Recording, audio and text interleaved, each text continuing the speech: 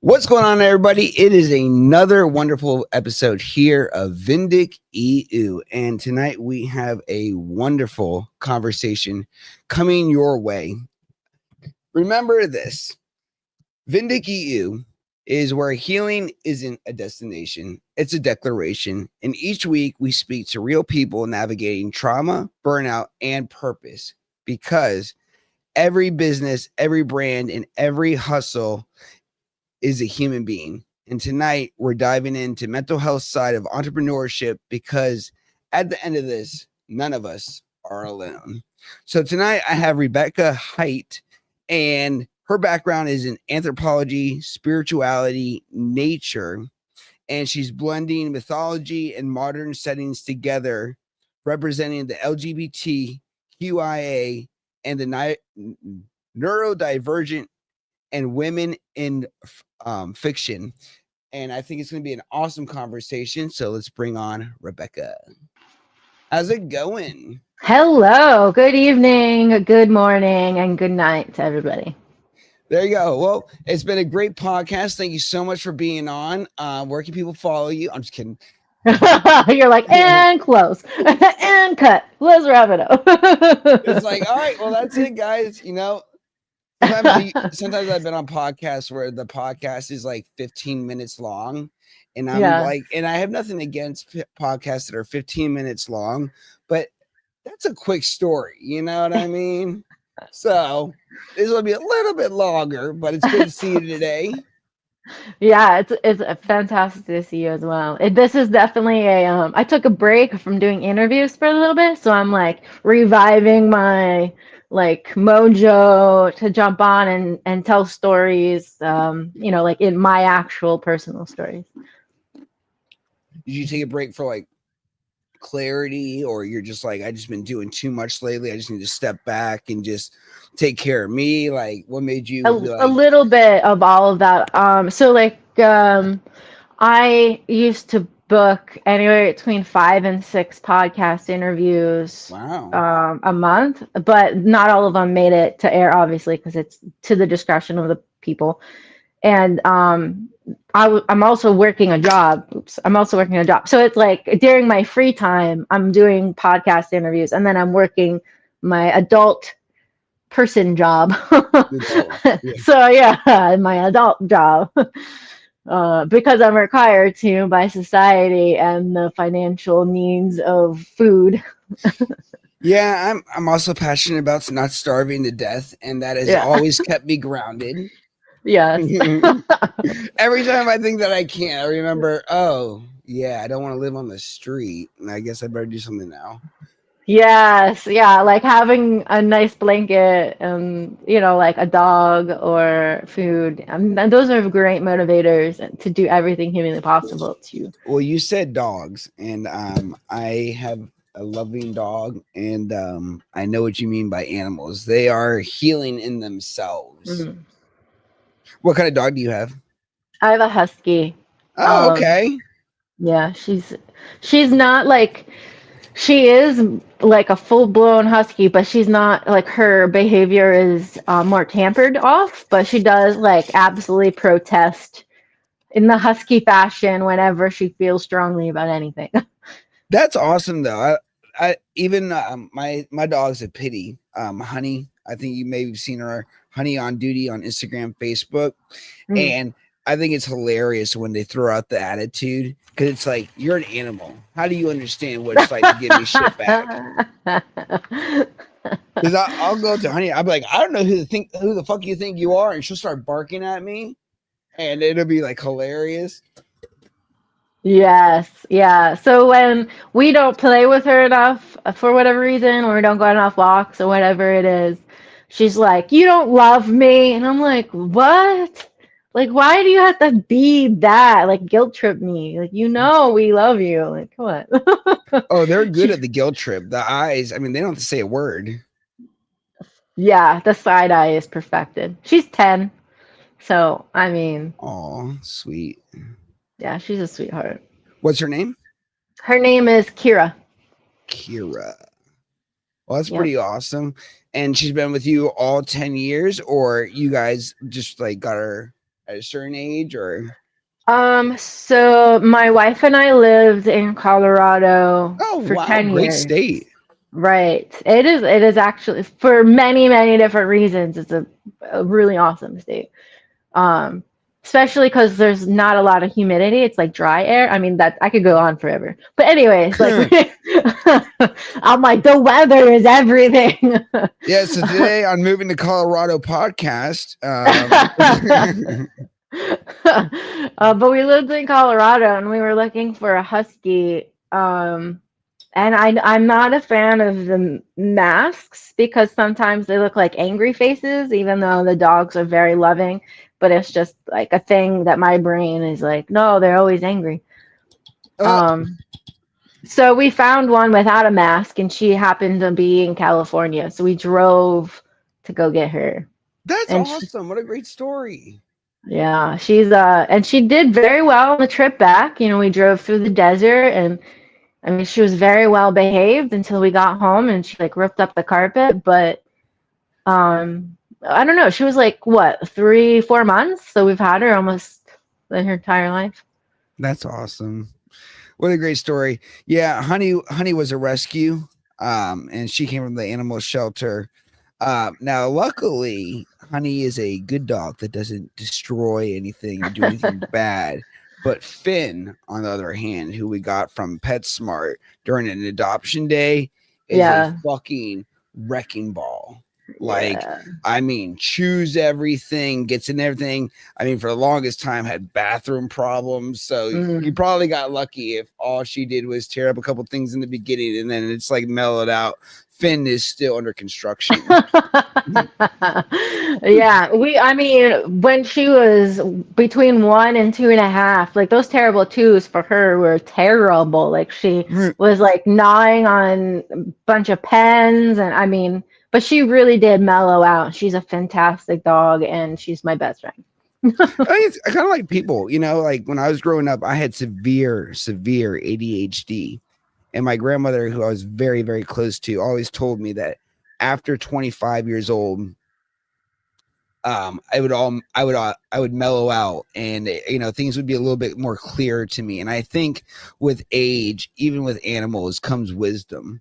You know, whether it's know from learned experiences or you just outgrow certain behaviors or mindsets. You know what I mean? So, kind of like, you know, on that note, it's like we're all learning together, even the animals. I think that's why people like don't give animals enough credit, you know, that they don't understand. And it's like, oh, I believe that they understand perfectly.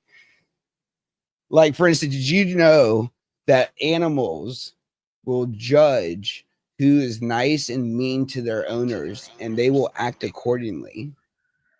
And they will remember who was nice and mean to their owners.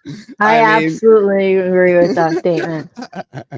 Animals are like, I feel like we don't deserve them just in general. Like I just love all that. Like elephants are my favorite. Like they're so amazing, and I love animals so greatly. We just don't deserve them. But also, we would die in the wild if they were surrounding us. Well, yeah, and if you think about like ancient like tribes and stuff and the Indians, you know, they relied heavily on animals for different things, you know. So I feel like in a way, you know, with the whole spirituality, you know, there's a lost connection between humans and animals. But to get into our main conversation, because we'll just talk about animals all day. Yeah, we good. Let's talk a little bit about talking about the acceptance book series as a mirror of your personal journey. So obviously being part of the LGBTQIA, which I think is wonderful, and it's great for you to be an advocate because, you know, I don't think it's fair for people to decide who you love. I mean, love is love. And at the end of the day, just like with the people who have a serious problem with me with smoking, you're not really ever going to interact with me smoking unless you smoke too. So unless you're part of the LGBTQIA community, some of these biggest phobias and fears that people have with the community, that portion never really gets seen anyways. You know what I mean? Unless you're like on porn or somewhere else where, it's presented. I'd love to talk a little bit about what the word acceptance means to you. That's a great question. So I came up with the title. I was going through a deep depression when I started the idea of the book series. And I essentially meditated and listened to music and just really sat with the idea. And I came up with acceptance of me with myself, acceptance of others towards me. Do I need it? Is it important? What am I looking for? So what, out of all the schemes of the word acceptance, what does that mean? Acceptance of my responsibility to society. What does that look like? Does in my acceptance of my role in my personal relationship with my wife, like what does that look like? So I really like dug into each thing and I sort of thought about it. And the biggest thing I walked away was acceptance first. Out of everything, I ranked it. So acceptance of myself, and my flaws, and acceptance that I have to work on those flaws. Well, I don't have to. I choose to work on those flaws. So it's just it's a process of like opposing emotions and coming to a conclusion that fits what my goal is and et cetera like that. So that's why I named the series that. Because that's the story. That's Selena's story, is acceptance of herself and how she grows. So like every 7 years they say the cells in our body renew and our taste buds change, or however scientifically it's said like that. And I believe that obviously myself when I was 17 is completely different than who I am today, which is fine. But you also have to like get rid of or sever those younger selves to grow if you keep holding on to. So it's so rooted in everything. And it's deliciously just, it's just like, it's in everything that you look at, and just depends if you're ready to face it or not. I like that. One of the people who painted a really great painting for me that I have a speech about, her painting is about this box that she carries and how it's like falling apart and degrading and messy. And it's actually her trauma following her around, and it's leaking out every portion of her life. You know what I mean? In different areas, and I kind of get with that with you is like, even with myself as a person that has dealt with identity issues, where, who am I, who am I supposed to be, acceptance of yourself, I think is probably one of the first things that you have to kind of master, because that gives you the confidence and the perseverance to be different, to think differently. I can't tell you how many times I have been complimented and insulted because of my hair color. Really? Like people questioning my sexuality or saying that they would never listen to a guy with magenta hair or all this other stuff, through online things. And it's like, but if I look back in my own self 6 years ago, I would never dyed my hair pink. I would have never even worn the color pink. You know what I mean? But we're just like you with, coming out and your book and everything. Where does that validation of self come into play? You know what I mean? And I think that's the most powerful thing. And in your book, you talk about like themes like self-discovery, identity, and resilience. How have those three things played an impact in your own life? Significantly. I mean, I always do sort of a check-in. So the way I think about it is, when we go into hermit mode as people, we sort of veer ourselves towards like, self-care, re-find our center, etc., like that, whatever that looks like for each person. But as soon as you leave that hermit mode, you go out, you have I call it, you're kayaking down a river. And then each person, like family member or friend, moves the boat down the kayak river a certain way because you love these individuals, and are they pushing your boundary, or are you lowering a boundary to be close to them and to, you know, share that affection? And does a life event happen out of your control and veer the kayak completely closer to the shore, and you have to re-find yourself again? It's accepting is a constant, I'm not going to say battle, because to me it's not a battle, but a constant quest at 1000%. And what that also means is perseverance, and remembering who you are. And I can't say that enough. I've had to say that to myself more times than I can even say. Like, I'll literally be like, so why are we doing this? Like, self, why are we doing this? Like, remember who you are. You're a strong person. Just because people are saying, you know, mean things to you or don't believe in you doesn't mean that you don't believe in yourself. And if we followed every instruction or negative comment that everyone ever had, you would not be this far. So a lot of it has to do with how much trust you have in yourself. And it's not necessarily your own brain, because sometimes your brain tells you things you don't want to hear, but like, we know it in our core, you know what I mean? Like, our head sometimes just trips us up. But it's okay, so brain, you're not helping me right now. What is my core goal? What is my core value? Let's rewire that again and get back to where we need to be. I mean, it all plays together. In my personal life, it's there's so much crazy things that have happened to me. And all I can do is be like, well, that happened. You know what I mean? I'm like, man. Like, that sucks.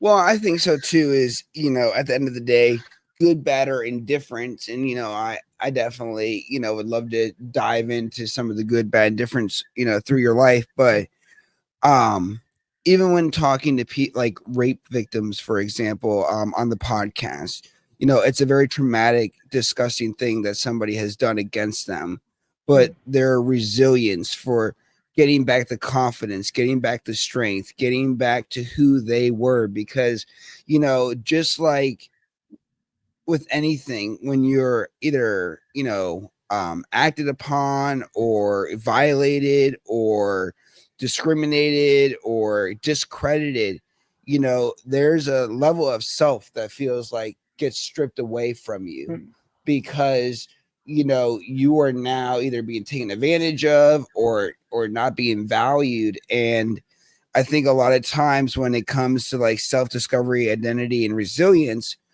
we have to identify that sometimes good, bad, or indifferent, these could either be building blocks or these could be the things that tear us down. And I always like to try to think about, even in bad situations, you know, why did this happen? And then like, what's the purpose? Like, you know, like, how do I justify this to myself? Or how do I move forward? Or how am I supposed to feel? Especially when you don't know how to feel. When you are going through these parts of your life that are difficult, could you outline some of like the most difficult challenges that you've had to face as part of your self-discovery? So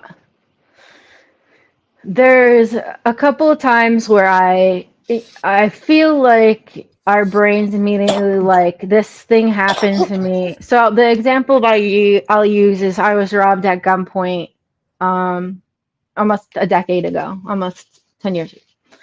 And it took me a while, like 6 months to get over, and I like spiraled in the wrong direction. I mean, it was really very destructive behavior. And it's because I didn't know how to process it. So I thought, is it my fault? Did I do something wrong? I mean, those are always the questions. Could I have done something different? The thing I always have to remind myself is, it happened the way it happened. Could I have done something different? Probably trust my instincts instead of saying, no, I'm just being paranoid or something like that. You know, like, those instincts are really sort of what make or break certain conclusions. Not all of them, I must say. So, for example, when on my first job, there was a coworker that was trying to physically get me to a closet to potentially sexually assault me, which I'm not clear what his intentions were, but they were not good. And I like fought back, and I like did some like Buffy like moves and like got out and stuff, and I played it off, but it's like, why did he do that? You know, what did I do? And it's just, I'm usually a happy-go-lucky person. um Sometimes I'm not, but most of the time I am. People see that as a weakness, but being nice isn't a weakness, and I think people forget that, and they don't see how strong we can be. But our strength is, you know, the phrase what is it? Not being bothered bothers others. That Yes. phrase? Yes. Yes. So that's sort of how I do my best to live my life. Instead of spiraling about the robbery, the gun pointed at my head, and you know, everything like that. Um, it just, you learn something each time, and you're like, I'm a strong person. I'm worth being here, regardless if someone believes that I'm not. It's not their choice whether or not I remain here. It's my choice. And just because they're shitty people doesn't mean I'm a shitty person. And some of these challenges that happen to me, I don't hate men. These are all men. These things all happen from men. I don't hate Interesting. men. Yeah, oh, they're all men. Interesting. All of them. And like, I don't hate men, but I'm precautious about them. But I Yeah. still am very open and appreciative of people's conversations. My best friend is a male since third grade. You know, like it's, so it's just, it taught me just how to maybe not put my entire self directly out there. Just like, you know, like vet people's personalities a little bit better or something. Like, not everyone's on your side, and that's an unfortunate lesson to learn. Yeah. Now, do you think a lot of this in your particular situation, because everybody's situation is different, comes from like lack of judgment, or does this because you know your perception at a time where like men are all evil or men are all the same? What makes you say statements like that? Because you know, in a way, especially being part of the LGBTQIA, people have the same statements about, you know, being lesbian or being gay or other things. Um, when you live in a community like that, how does the same stigma, I guess, maybe get created about other communities, like men in general? Is it always because men have always been fucked up to you, or is it because, you know, like you said, most of the encounters are male? Like, and what about women is different?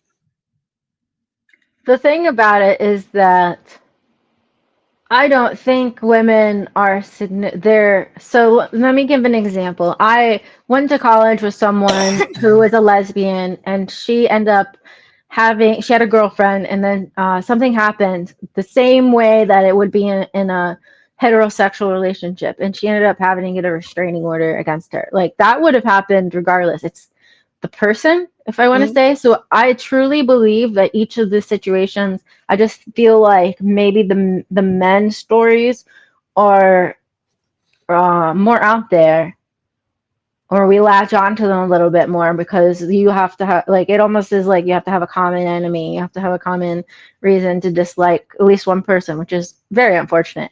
But I truly believe that be this is my opinion.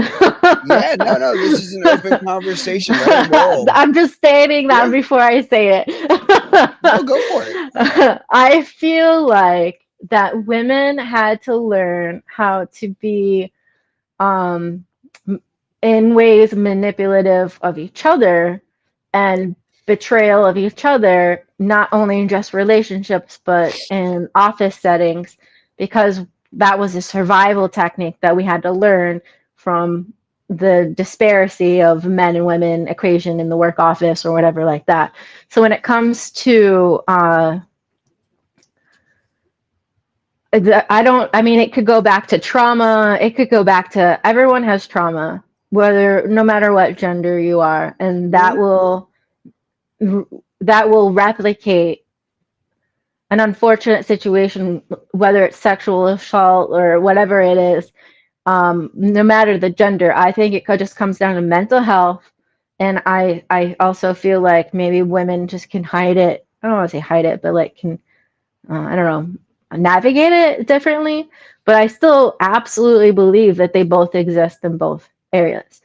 And I talk a lot about how women were taught, instead of helping each other, we're taught to battle against each other for positions in companies, or because we don't get a lot of opportunities. We literally have to like throw each other under the bus, and that's extremely unhealthy for so many different reasons. So I actively work with as many females as humanly possible, with like minds. And the key is, triggers will happen no matter what, no matter what gender.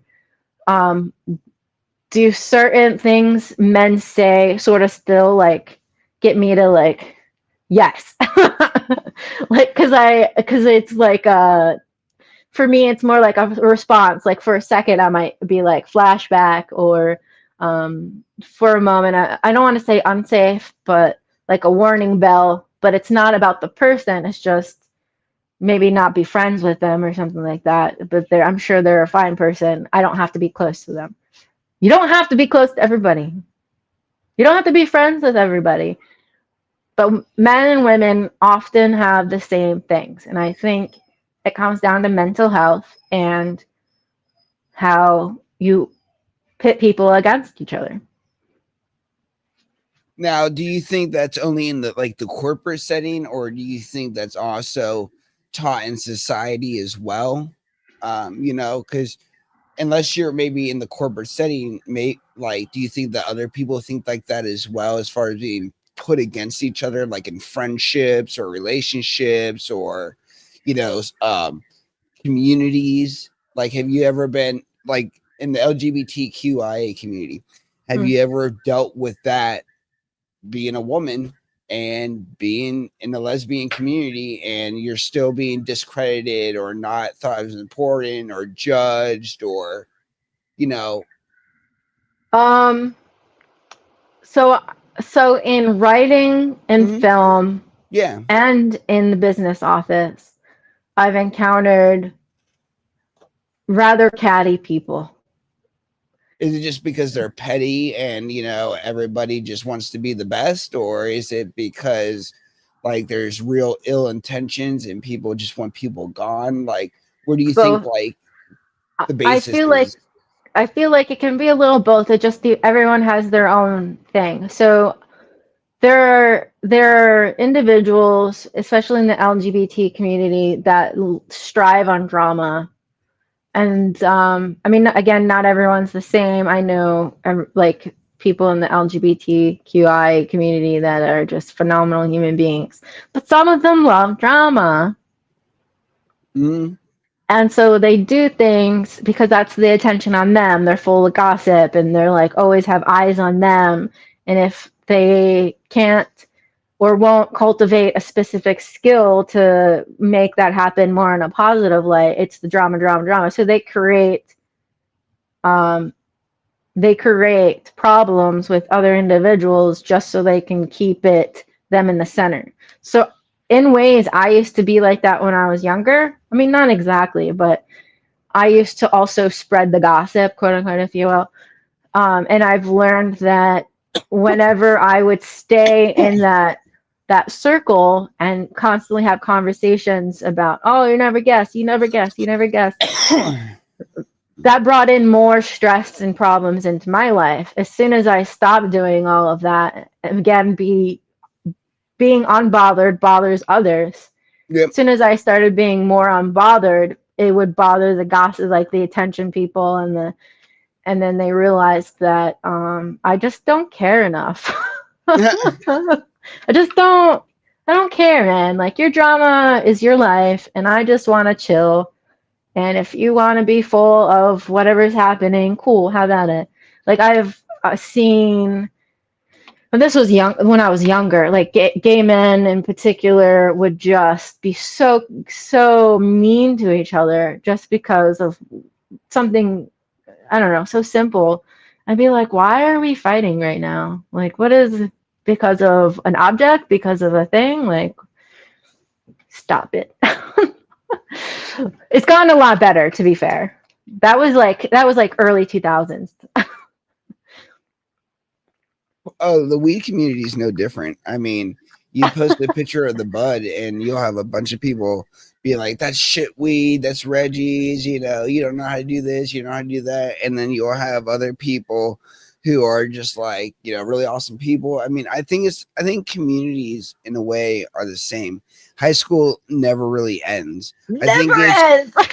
I think it's when you start to get constructive and you start to have purpose and you're like, okay, I want to actually accomplish something. I don't want to be just a part of, the thing. I want to, create the thing. And I think, like in your case with book writing or mine with my platform, when you start focusing on real things that matter, some of the other stuff just kind of fades away and you're like, that's cool, but I'm actually trying to get something out of this or create something that's bigger than this. Yeah. Yeah. When it comes to the LGBTQIA, when it comes to being judged against, what would you say is probably the number one complaint from, I guess, heterosexual people about being gay or being lesbian? Like, obviously, they're like, oh, well, we don't want to see it in public. But like, other than just the thought or the sight of somebody displeased because other people are in love and expressing it, where does the main complaint come from being gay, in your opinion? Like, for me personally, or in general? Yeah, we're talking about Rebecca as a person, because you can only speak for Rebecca. But in your opinion, yeah, in your opinion, where do you think the real hate comes from? Because obviously you have a great life, you have a great wife, you're writing books, you're doing movies, all this other stuff. Where's the hate come from? You know what I mean? It's not like you're out here protesting on the street saying, lesbians were brought here by God and God needs you to understand that we are people, and you know what I mean? Yes. I honestly feel like it has to do with the there comes a certain level of peace of loving yourself firstly. I think a lot of people that have hate and hateful feelings don't love themselves correctly, and they can lie to themselves all they want and say, yes, I do, but they don't, because the way I heard about it is other humans are a reflection of ourselves. The things we dislike in other people are actually things we have problems with within ourselves. So I personally usually don't give it too much of a time of the day. I haven't had any personal complaints about my wife necessarily. When I do book signings, all of the literature I do is like from the queer community. I only write LGBT. Like, and I do that for a reason, because there needs to be more everything. There needs to be more everything. I have had, older generations ask about my book, and I'd be like, I immediately say, this is a gay book. Like, I don't even waste time. I'm just like, okay, cool. This is a fantasy, but it's also LGBT. I'm just like, put it all out there. They're like, okay, this isn't for me. Like, no one's actually been like, this is a disgrace and la la la la. I'd be like, I'm sorry, you are so upset. Like, people only get upset when they're upset with themselves, and I think it's because of feel more authentic. Like, I don't want to say the LGBTQI community specifically is more authentic, but we're so open with love. Like, once we find it and we're okay with each other, and we're okay with who we are regardless of other people's thoughts. It's the love. We legitimately love each other. And I think that scares other people that can't feel that way. They don't know how that feels.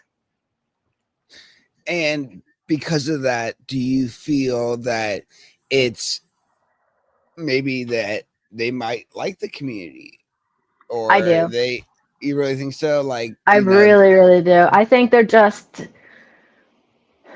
I used to do a lot of social experiments when I was younger for entertainment because I'm ADHD and autistic. And um, I do like, I make mental notes. Hey, this person seems a little objective about, in high school specifically, like, well, you seem a little gay, but you sort of hate them and you're picking on people. But they ended up later in life actually coming out as being gay. And like, it's almost 80%, like, it's very high that most of the time when people pick another LGBTQI communities, it's them like they don't know how to deal with it in themselves, and then they don't know how to deal with their family unit, and they're afraid to give up their family unit, and et cetera, et cetera. So I absolutely believe that. One of my best friends named Javier. So I'm not gay, but it was very funny because one of my best friends, Javier, at the time was gay, and I didn't know that he was gay. I just thought that he was my best friend, and it actually kind of wound up in a funny situation where, like, he confessed to me, and then I was like, bro, but I'm not gay. I was like, I really appreciate you telling me all this, but I was like, I can't be with you. And he stopped being my friend because I wouldn't be with him. And, I thought it was a little bit petty, but, it is what it is. But I think, at the same time, too, it's like, not that I ever have had a problem with gay people, but that just shows you don't know who is and who's not until they actually decide to come out about it. And I think that's also part of a freedom that, in case in your case that you have, where you've given yourself the permission to announce that and then to live like that. Yeah. And that's the whole point of this is, 1 second, is the fact that sorry, I did remove some comments. Oh, I don't play, dude. I have respect for everybody, and if people don't like it, well, they go somewhere else. I really don't give a shit. But I think it's one of those things where, the community could learn, or like the outside world could learn a lot from the community, because in order to do this, you do have to face certain adversities. You do have to go through certain things. There's a period of time where maybe it's not as appreciated as other people would like it to be. And I think that's a big step. So when you talk about the resilience, and you talk about that as a theme in your book, how do you keep resilience like that in time periods where you feel under attack, especially early stages? I made a pact with myself to, so I should rewind a little bit. In 2021, right before COVID and quarantine happened, my stepfather passed away a couple of days before we were all quarantined, and COVID really hit the news and stuff like that.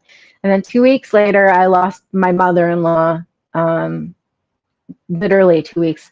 So then, at the time, she wasn't my mother-in-law. My wife, we weren't married yet, but essentially my mother-in-law. And then a week later, I lost another relative. And then a week later, I lost another relative. So in a month span, I lost 4 people. And only one of them was because of COVID and what was happening. And then, so what happened was I got super depressed. My wife got super depressed.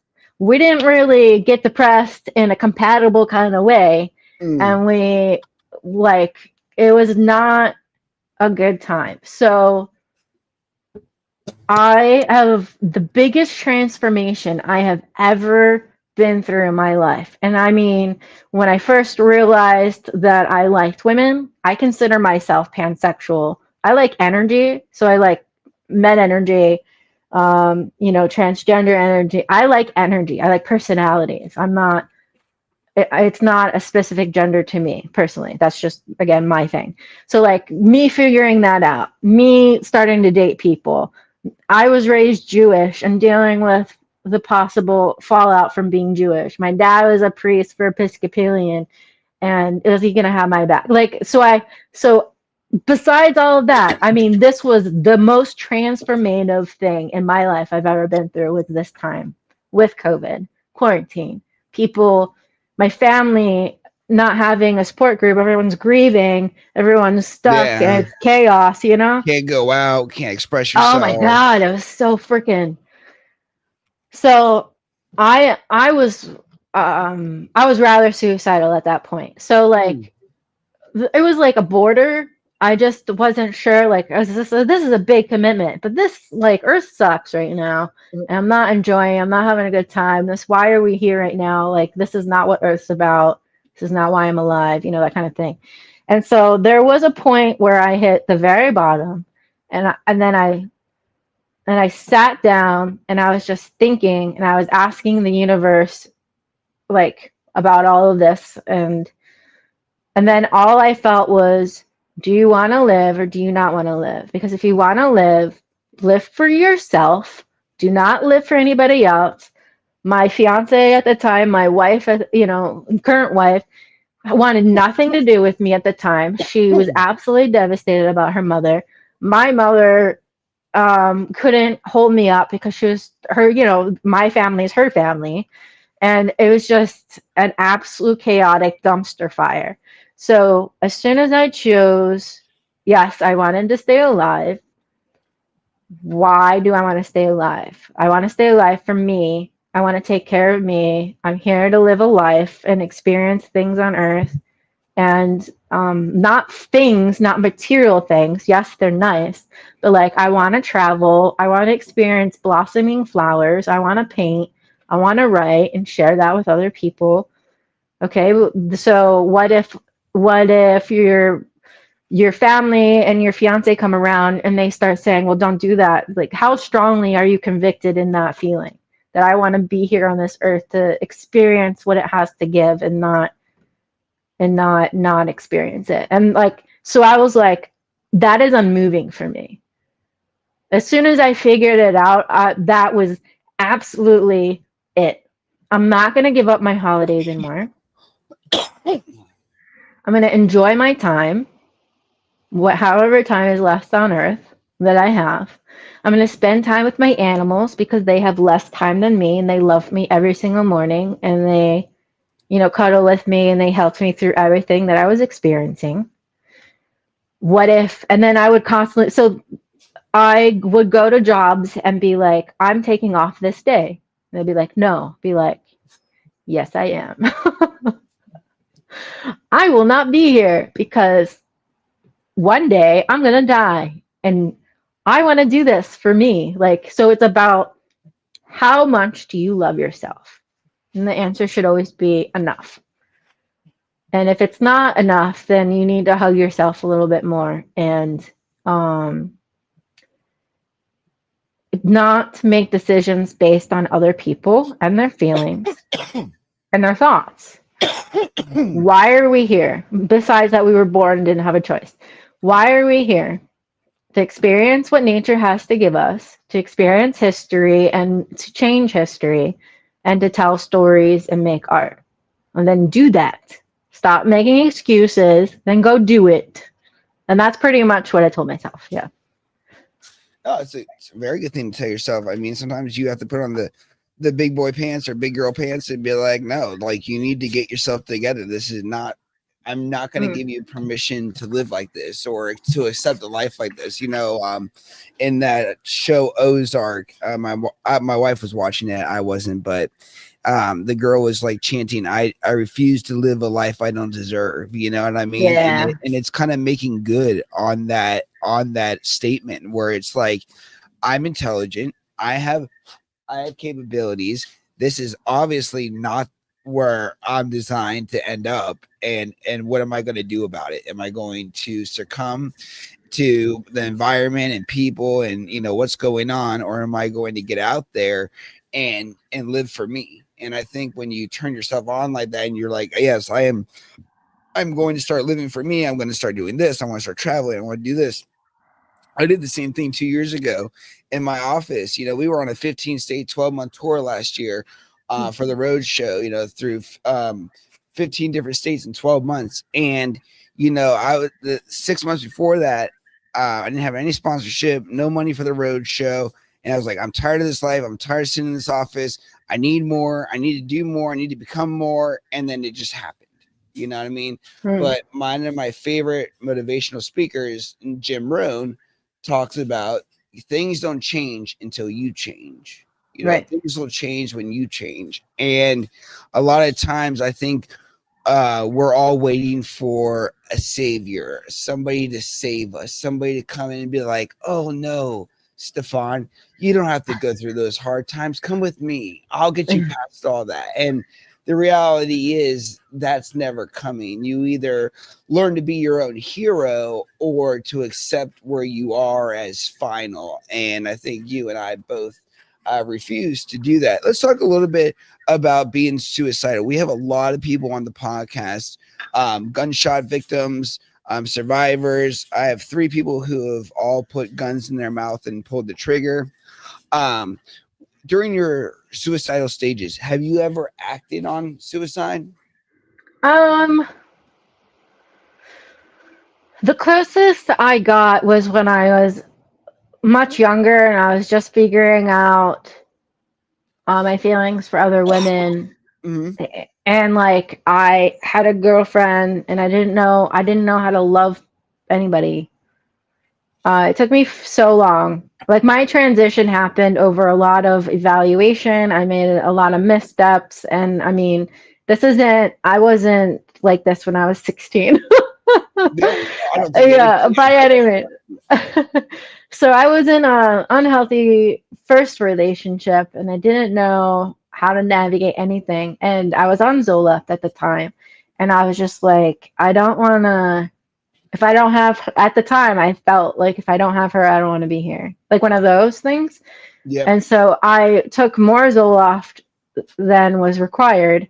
And then I was like, well, this is dumb. I'm never going to do this again. There's no woman alive that is worth me not breathing.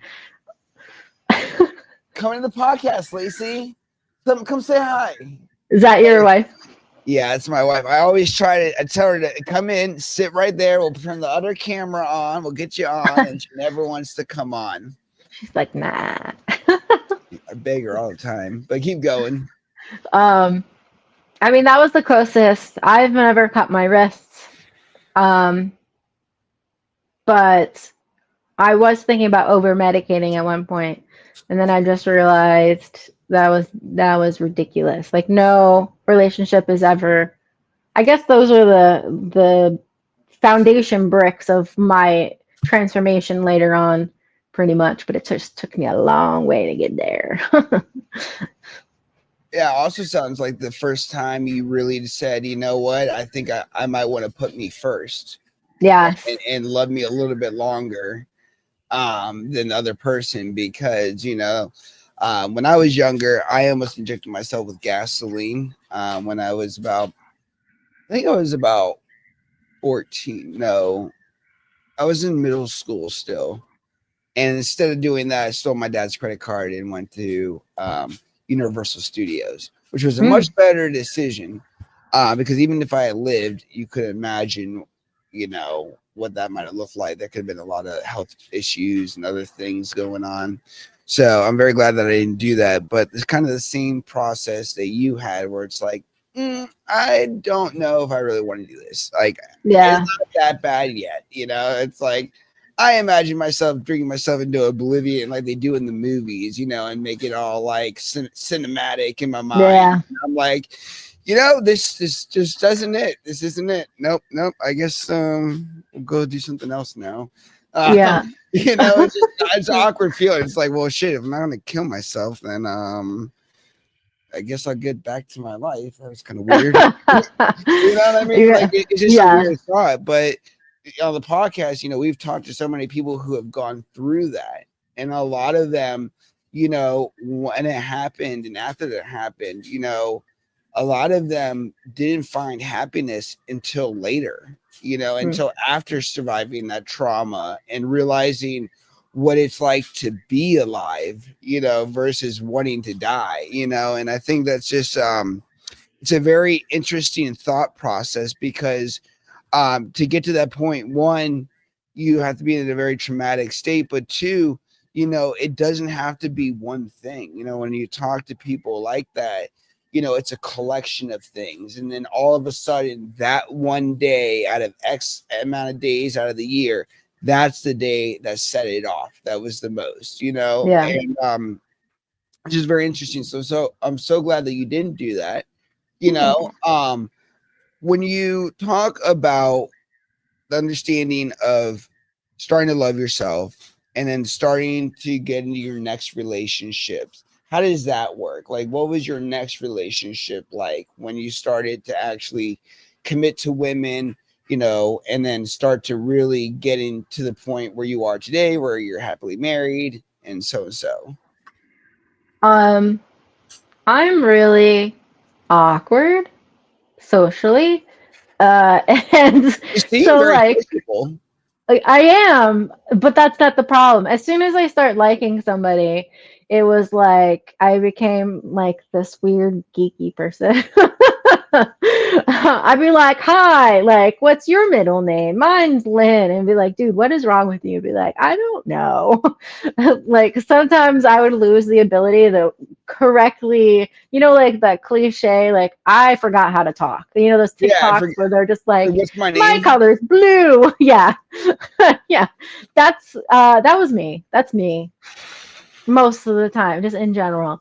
And I feel deeply, I think deeply, I react deeply, you know, all of the stuff.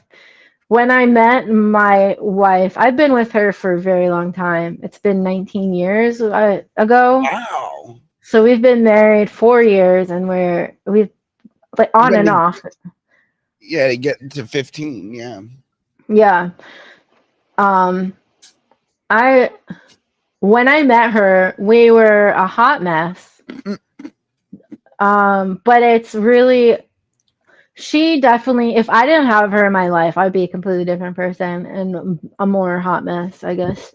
And like we grew together, but it took a lot of arguments and collaboration between each other and be like, okay, are we in this? Are we out this? Like, what's happening? Like, yes. And I mean, so to give you an idea, I love her dearly, but sometimes I literally hate her face and I hate being around her. Oh yeah, same with me and my wife. You were describing our relationship. We almost used to fist fight. I kicked her across the room one time because she was charging at me. I mean, we were, when we met too, we were a one night stand, and she had a boyfriend that was on a break. I had a girlfriend that I was on a break. I was a photographer. She was a model. She came over for photos and accidentally left with Logan, our son. Anyways, she called me and she told me that she was pregnant, and I was back with my girlfriend at the time. She was back with her boyfriend. We were in court. We had drop off and pick up dates. We were trying to file for full custody.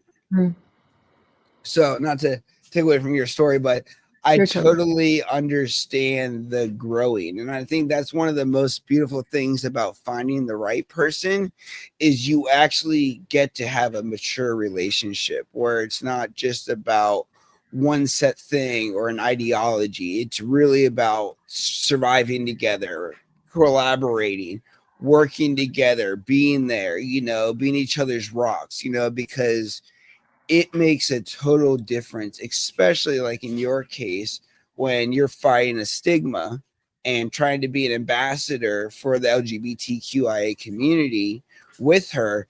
and now you guys are fighting, where versus now where you guys are a definitive team. And they say the reason why the people that you love the most, especially your spouse, pisses you off more than anybody else, I heard this on Instagram, is because you get to truly learn all sides of them. And over time, by knowing everything about a person, that can create its own turmoil, because you know that how they're going to react, or how you're going to have to do certain things, or you know how they might be. So it's just funny, because even my wife is like, you annoy me more than any other person I met. And I'm like, well, apparently science says I'm supposed to. You know? So this is correct. We're in the right track here. That's so funny. I mean, she really gets me so much. I mean, in none of my books, there are a couple of times I wanted to light the books on fire before they were finished, and she's like, "No, I didn't." So she's like, she literally was like, "I didn't suffer this far, and hear you complain and do research, and hear you like absolutely rant on about the most random crap for you to not publish this." That's Now, awesome. and they're all self-published. And I was like, no, you're right. You're right. You're right. She's like, sit down and write.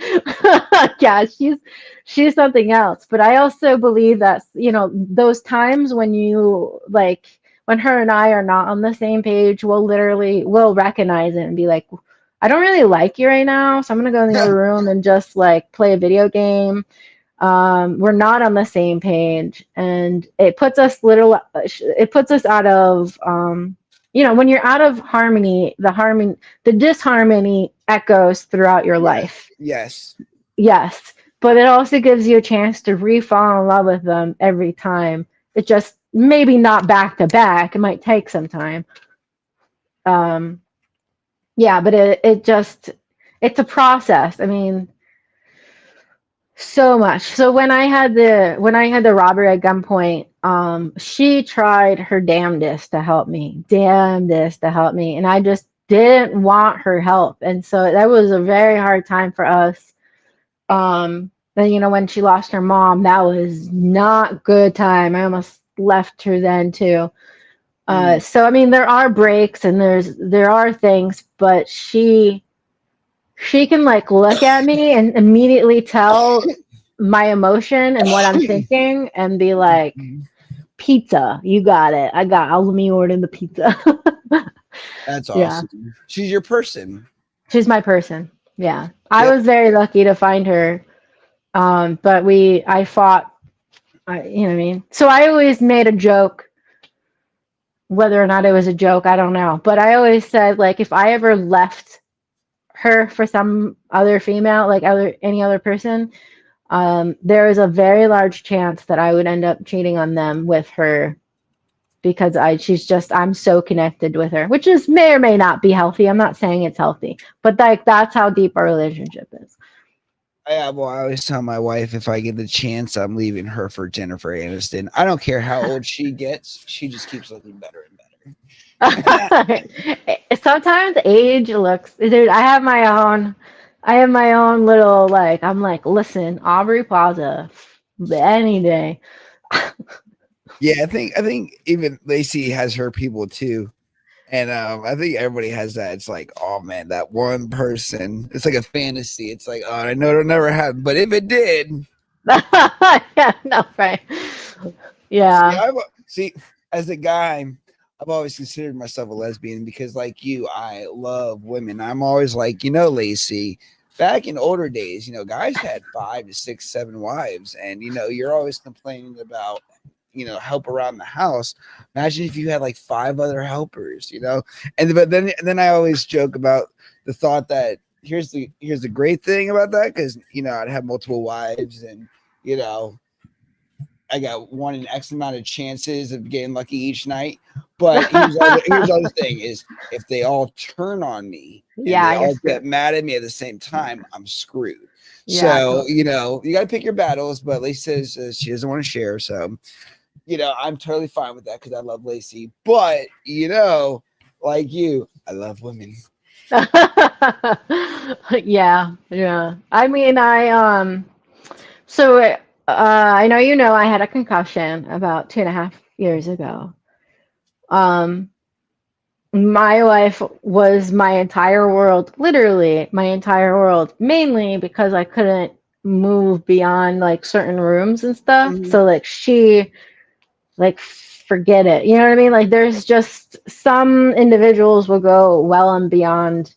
So the thing about loving so many different people is also the superficial love that there is amazing and it's great and it's sparky and it's, you know, it hits that thing you need, but going a little deeper, they are potentially not like, there's always that thing like you don't respect me enough or you're just using me for contacts or like et cetera, et cetera, et cetera. You know, like there's always that thing. So I have not met another individual that I connect on every single level as much as I do her, and it wasn't from a lack of trying. Well, you know, I think it's one of those things where, like, for instance, like I want to get another dog, but I feel like if I got another dog, then it would be hard to put all my attention in one dog. So I kind of get what Yeah. you're saying a little bit like that, you know, because, you know, it spreads it out versus being direct. But Yes. but I think but I think that's fun. So here, let's talk about this. Mental health, neurodivergency, and creativity. I've never been diagnosed autism, but Lacey has signed me up for a test because she's pretty sure I am. And my son has autism too, and she seems pretty normal. I seem a little bit out there, so I'm pretty sure I know what they're gonna find, you know. But what do you call it? I think living with unseen disabilities like that are superpowers, especially for the creative mind. Talk about a little bit about how mental health and being neurodivergent, not neuro. See, I messed up my words too. Neurodivergent really plays into being a writer. My brain, and I don't know if it's because of all of that, my brain works a little differently and I forget other people's brains. Not everyone sees colors when they listen to music. I do. And that's cool. what leads me into painting. I mean, not always, just sometimes. It's like when I'm really feeling it. And it's like any kind of song that really just like hits me in the chest kind of thing. Yep. It and sometimes it can also show me a story or it could show me a film or anything like that. I mean, that's where some of my scripts come from and dreams. Some of my scripts comes from dreams or I write a song from a dream.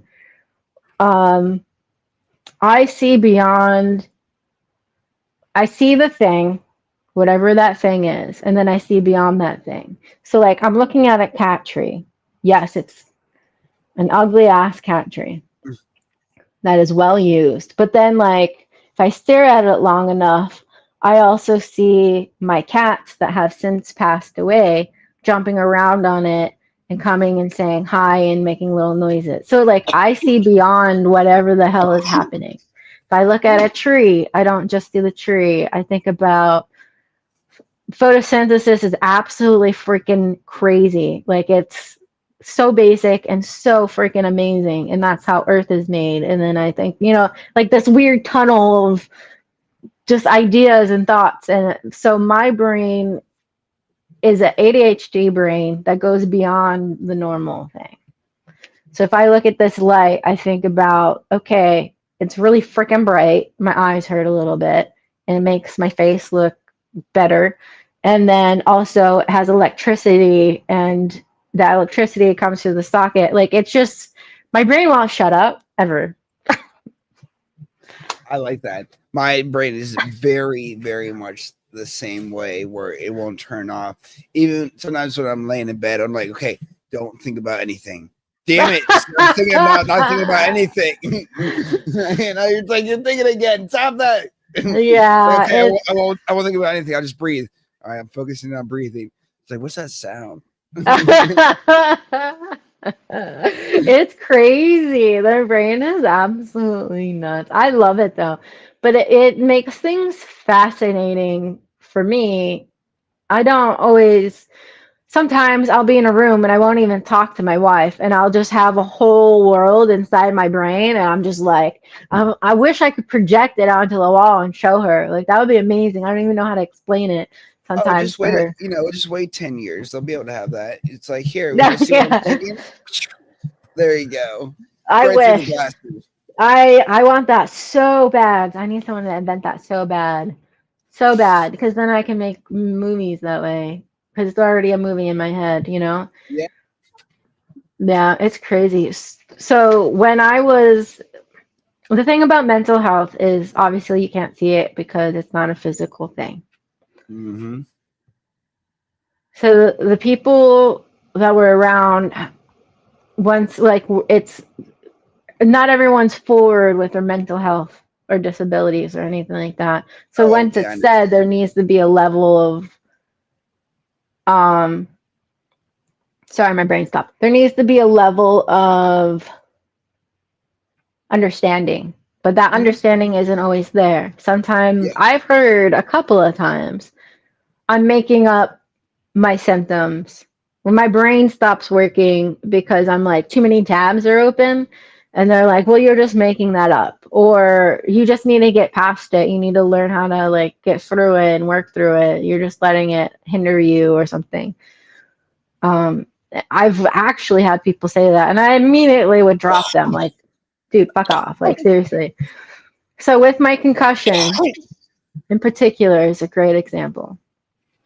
I was in a car accident. I was rear-ended, and I had a severe brain injury.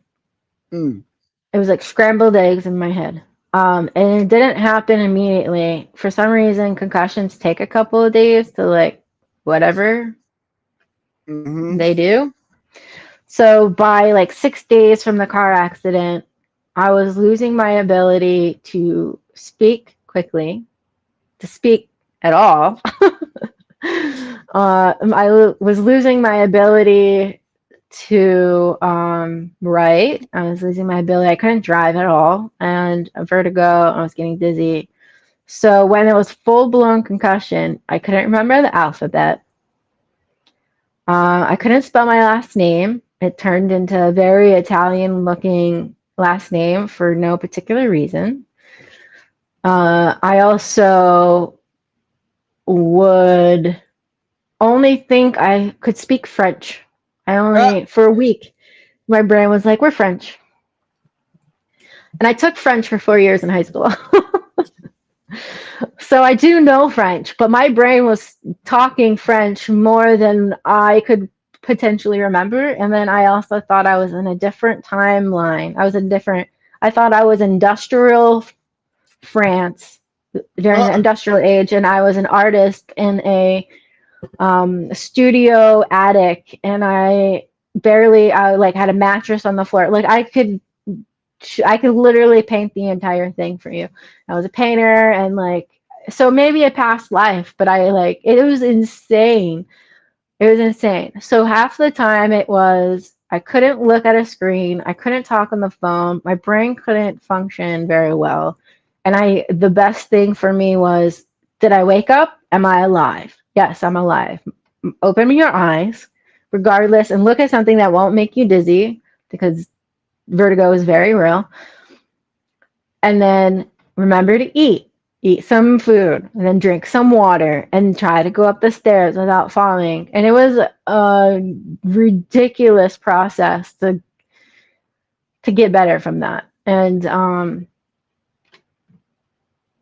once I got to a point where, so recall sometimes is hard for me. What I mean by that is when I get stressed out or my energy level drops, I forget words completely. And so what I do is I will give a definition of a word and hope the person will either say it or understand what I'm saying. And I do that for a couple of things I can't recall. So my short-term memory isn't always great either. People will not assume that I have a concussion, even though I have revolving symptoms and I had to relearn how to write. My writing changed, but I had to fight so hard with doctors and people I know and people I don't know for them to understand that my brain wasn't working. I had to relearn how to drive. That was depressing. Not really, but it was actually a lot of fun. But it also was very painful because looking at the road hurt my brain so freaking much. And it started with one parking spot to another parking spot, and then going around the school parking lot, and then going at a stop sign. And am I going to hit parked cars, which I almost did? I'm so sorry. But it's like no one sees this because they aren't me, they aren't in my brain, and they thought I was lying. And like I had to fire a doctor because they were like, "You're totally fine to go back to work. You did all your therapies." And I was like, "I didn't do all my therapies. You aren't asking the right questions. I'm telling you I'm not okay." And he was like, "Nah, I'm the medical advisor. You should listen to me. I know things." And I was like, "You suck and you're fired. I don't like you." And I got all female doctors and it was fine. But no one believes mental health and mental disability is insane. You have to constantly remind people, hey, my brain's struggling. So my warning to other people when I'm struggling is my brain isn't braining. That's how I tell them. My brain isn't braining. I can't connect the wires right now. I hope you consulted insurance and got a payout for all this and got paid because I just got rear-ended and I got a tiny concussion in the sense that went to the ER and they told me I had a concussion, but nothing like what you had to do, and I got $5,000. You know what I mean? And the car is barely damaged. I was in a really bad car accident a couple years ago, and I got like a huge, big time payout. Especially with all that, did you ever try to get compensation for, damages and having to go through all that? My car was totaled. So it took me 2 years, 2.5 years, almost 3 years. I finally just got a new car of my own, like a big girl. Yeah, and we are. I do have an attorney. We are looking at things, so it's ongoing. So I can't really talk about it, but yeah, no, fair enough. But yeah, I'm glad you have an attorney because we got an attorney, and it makes a huge difference in going through all that trauma and physical therapy and learning how to drive again. That's time away from your life. That's dollars lost when it comes to work.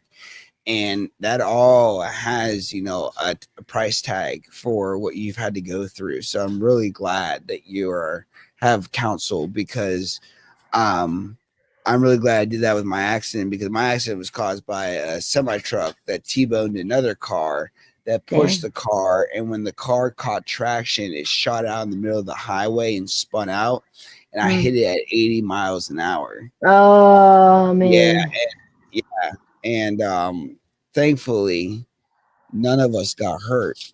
But well, we did get hurt. I have ongoing neck pain and stuff like that, but in the sense that decapitated, severe gashes, paralyzation, all those other things, that type of hurt did not happen. But it's crazy.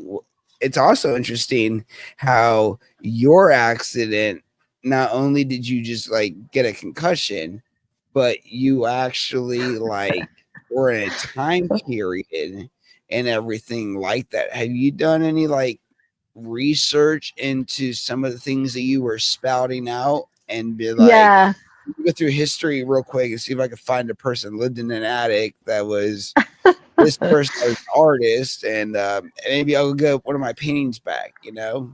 Yeah. I So part of my writing process is sort of diving into the periods of time, and that's sort of why my writing is so it hits people in such a relatable kind of way. So there was in book 2 in the reality, I wrote about Egypt, and it wasn't just about Egypt. It was I was there in Egypt. I was touching the um the pillars and feeling the cool stones on my feet, and the water lilies from the river, like it's very like immersive. So I just sort of always have been that, but because of the brain injury, it was amplified. Yeah. It was amplified. I mean, I could barely talk. Sometimes I wouldn't talk to her for days and days, but I would paint. I would just That's paint and about things I've never seen, or you know what I mean? Like, yeah. now when you didn't talk, is that because that's like a personal choice and you just decided to remain quiet, or you just couldn't find the words? Like, what would Both. present? Okay, but like, why not say anything? Like, what was like? What type of emotion was behind that? When you are the things that I mostly because I didn't know how to articulate what I was encountering. So like I was seeing auras, like I was seeing like sometimes it had to it had to do with energy first and foremost. When your cup is only a quarter full, you have to decide plus or minus what do you want to use that quarter cup of energy on. Especially if I have at home homework from my therapy individuals, that takes all of my freaking energy and I sleep forever. Sleep is an extremely absolute needed thing to replenish. So if I really, even now, like even if I like push myself for the first like 5 hours and I absolutely drain it, I have to take a nap and then I'll be better when I wake up, obviously. But like energy first and foremost. Secondly is I forgot most of my words. And I didn't know how to articulate what I was encountering, but also I was encountering things beyond what I normally would. So if I was walking down a street, first of all, my life had to make sure I didn't walk out into the street because I had no sense of awareness, so environmental or otherwise, no sense of danger. I thought everything was totally fine at all times and nothing was going to harm me at all. And I Need found that out that next was time I walk down a bad neighborhood and be like this shield of confidence. Be like, what? This isn't Atlantic Avenue? I thought the beach was over there. Oh my gosh. So I found out that was the amygdala. The amygdala in your brain helps you realize danger, etc., like that.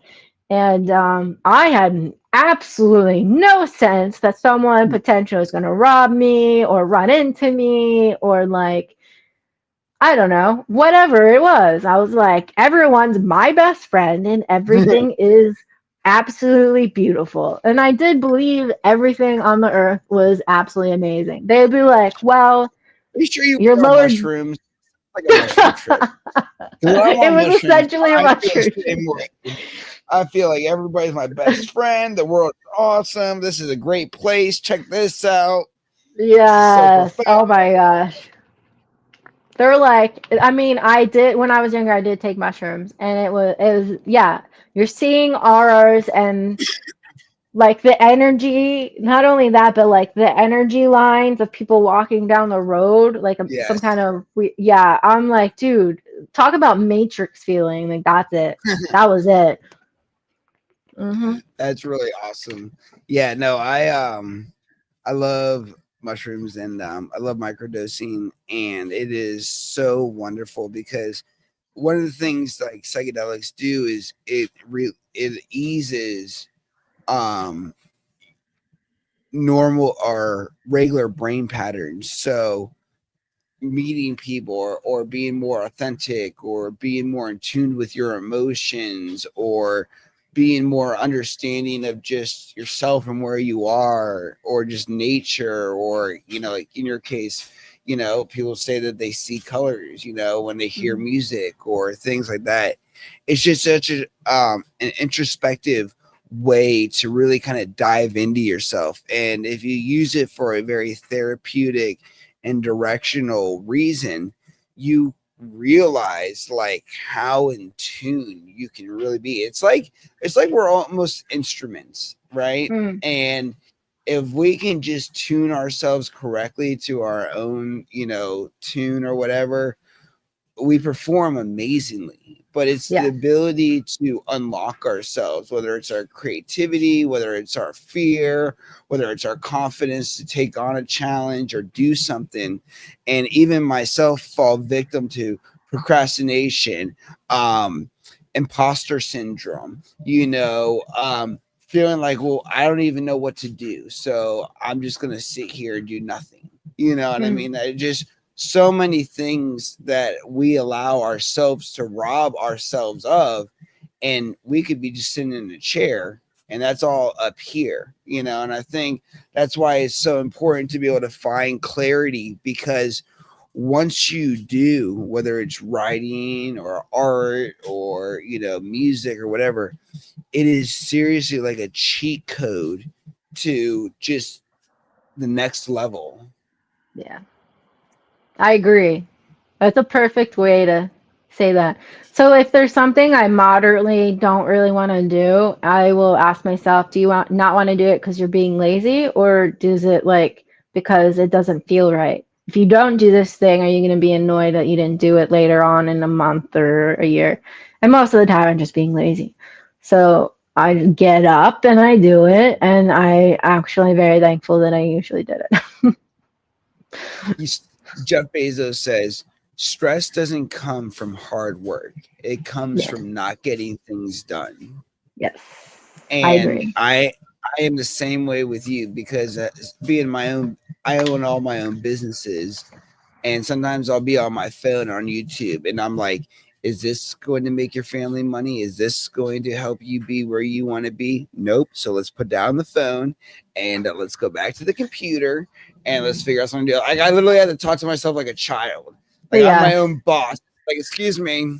Well, you're not being paid to do that, so I need you off your phone. Thank you. Yeah, oh my gosh, that's absolutely correct. I didn't play video games for like 3 or 4 years because it took up. I love video games so much, and I took What do a you break play? with Are you Dragon like a Age so you're a RPG. mass and okay, role playing.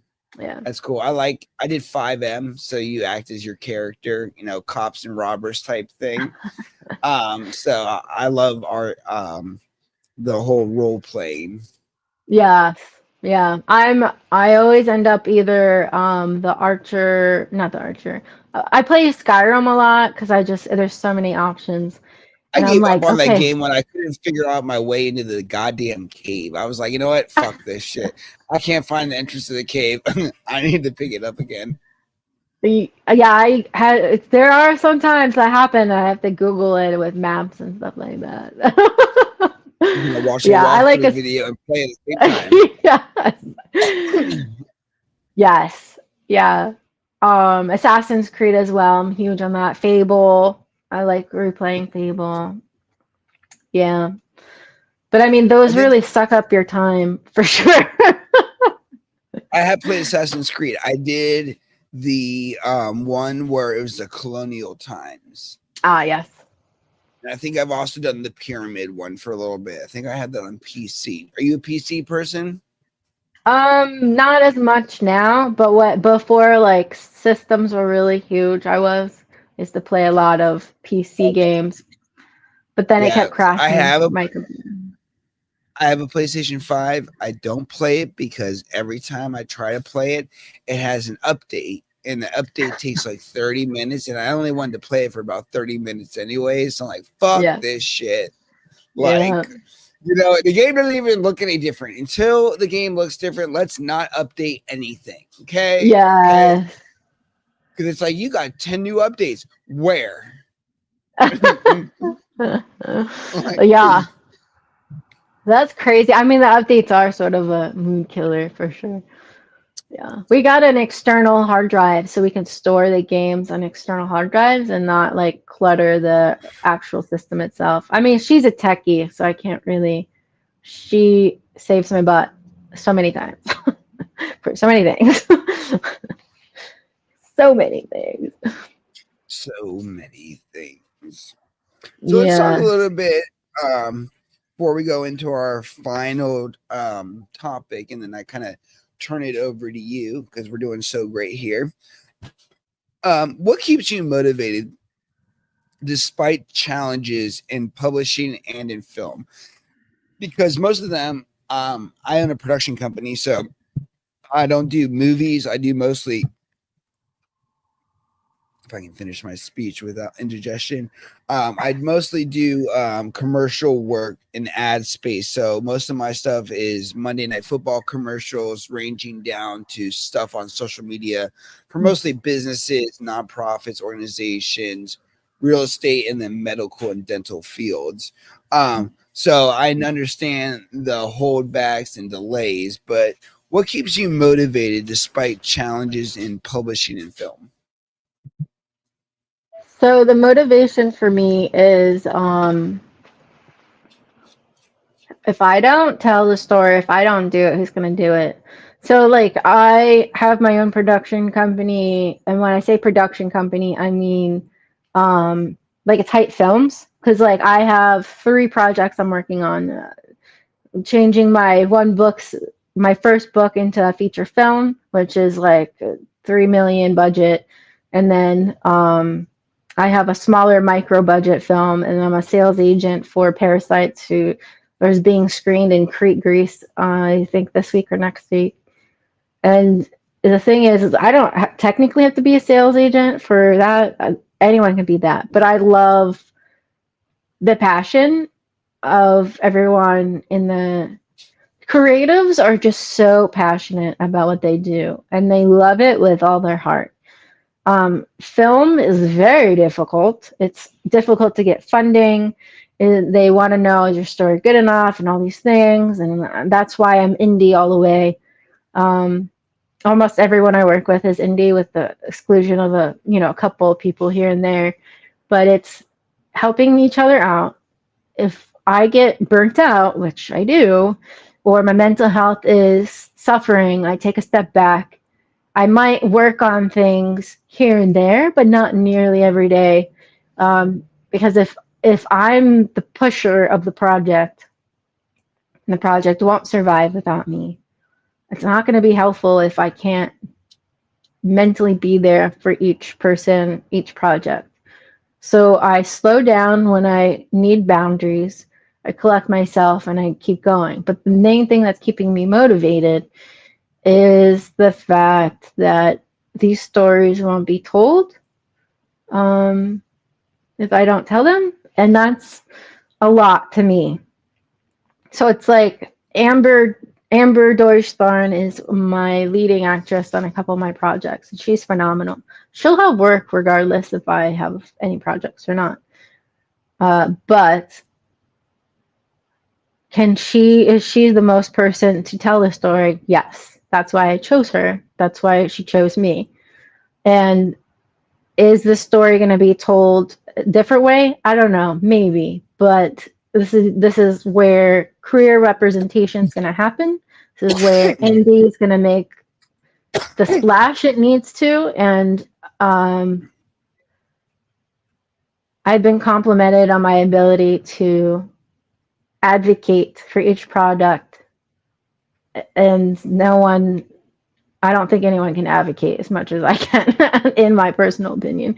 So, I mean, that's my motivation. The stories need to be told. If one day I say, I don't want to do this anymore, am I okay? Am I okay living with the fact that these won't be told the way I want them to, or at all? If the answer is yes, go and have a retirement in corporate America. If the answer is no, then get your crap together, sit down and figure out the next step and continue on. Yeah. No, I like that. And again, put on those big boy or big girl pants and just really hitting the ground running. Because one of my famous things that I always talk about is Billy Joel and his song Vienna. Are you familiar with it? No. So, it goes, slow down, you crazy child. You're so ambitious for a juvenile. If you're so smart, then why are you still so afraid? And then it also talks about, it says, that when the truth is told, you can get what you want, or you can just get old. And Vienna, what he's talking about when he says Vienna waits for you, is your destination. And in the song, he's pretty much saying that you are who you are and you are where you are. So you can decide whether you're just going to get old in life or you are going to get what you want and old, because one out of the two things are going to happen. And they say that the graveyard is one of the richest places in the world because that's where everything goes to die, especially with people with dreams, passions, secrets, inventions, whatever it may be, things that never came to light because people were either, too scared or they felt judged or whatever. And that's why I feel like, in a way, if we could remove that part of the brain that senses fear when it comes to judgment, what would the world really look like when people could truly be themselves? And, the great thing is, in this world, it's so big that there's enough place for everybody to live however they want, and as a supporter of the LGBT community, and my friend Javier, I actually took him to the gay parade in DC during Pride Week, and we had a great time, and we met a lot of great people, and it's just like with any group of people, yeah, there's always going to be stereotypes, but at the end of the day, love is love, and they bash you on the street, but that means it doesn't mean they may not agree with you privately. You know what I mean? And I think in today's world, it's almost like it's almost a necessity to realize that the world is made up of very unique and diverse people, and there's no denying it. You know what I mean? And I'm not one of these people who know a whole lot when it comes to the community. As I said, I'm not a part of it, but as an outsider, it's just like I just don't see the problem. Like, now, for instance, am I going to go watch a movie that is about two gay dudes and it's a heavy love passion movie? Probably not. That's not my cup of tea. But it doesn't mean that I don't support, the creators of it, and I don't respect the actors for being in it and the time that was spent. But I can still support the community, and I don't have to indulge. And I think that's what the problem with people is. It's like, oh, but if I like it, then I'm part of it. And it's like, no, if you like it, that means you can say that, yes, I have different views, but I can respect and I can see differently because I'm emotionally intelligent, because I'm comfortable with my sexuality, and because I appreciate people. I can appreciate that as a work of art or as a work of film or books. It doesn't mean that I have to accept it as like scripture. And I think a lot of times when outside people look at different communities, whether it be any community, it's like, oh, but I'd have to accept their ideology or announce that, I'm okay with it. And a part of it is just like, no, just not making a big deal about it, just going on about your business. It's almost, in my opinion, kind of like racism. Morgan Freeman was like, asked a question, how do we end racism? And Morgan Freeman responded about it is, we stop talking about it. What if we stop talking everything being taboo and weird, and it's just about love or just about appreciation or just about this? Does it have to be tied with these things that that are that people make grotesque when it's not that way to begin with. You know what I mean? I think sometimes it's like you see somebody throw up, you're not sick, but the idea of them being sick and puking is now making you sick. But it has nothing to do with you actually being sick. It's because of the outside world and your judgment versus the reality of, oh, that person's throwing up. I'm not going to throw up because that doesn't bother me because I'm not sick. You know what I mean? I know I'm kind of going on a tangent, but I No, just you're see, good. Totally. I just see this like this detachment when it comes to different people. And I experienced it one time during COVID, and I can honestly feel and say that I kind of feel I understand what diversity on the opposite spectrum of not being accepted might feel like, because when I was shooting a property for a realtor, and when I was done with the photos, I went to tell the family I was done. And every time I got close to the family, they stepped away from me. And it made me feel really awkward and bad because I was like, well, what's wrong with me? You know what I mean? Like, why don't you want to be near me? And I feel like you will be able to relate and add more value to this as a part of the community. But it's kind of the same thing. It's like, no, I'm human. Like, even with the Charlie Kirk thing, I don't condone violence. I don't condone what happened at all. I think it's disgusting, regardless of politics. At the end of the day, just like with people in different communities, we're talking about human beings. And these are daughters, mothers, fathers, aunts, uncles. These aren't just people in their prime of whatever they're invested in. And, it's a shame that because of certain things like that, people like yourself, or in his situation, have to worry about fear or being judged or persecuted or even violently attacked for being you. So, what I would like to do is talk about that, because I really think, that adds up to all the stuff that you're doing inside your storytelling that really brings truth and story to community. Yeah. I think so. I often think about, I still had to write book 4 for my series. And so I often think about other cultures. Why do we disconnect from each other? Why is there so much hate? So my father was a priest, but he was also a very spiritual kind of man, and he believed that every human is precious, regardless of whether or not they were Episcopalian or not. I mean, he was a beautiful leader, and he would lend his churches to transgender communities for the youth that didn't have something close from the city, because he lived in the middle of nowhere, and like they would get rides. I mean, he was just like, so I sort of pull from that personally.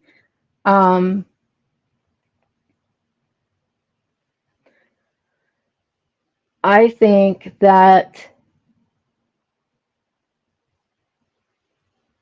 just because we're taught certain things in our life growing up doesn't mean we have to be our family first and foremost. So like one of the key things in my books is a character called Ryder, and his father is a very hateful person. And then through the book, he goes through his own journey and being like, am I like my father? Am I doing it just to impress him, et cetera, et cetera, et cetera. Family can be very pressuring. Society and community can be very pressuring.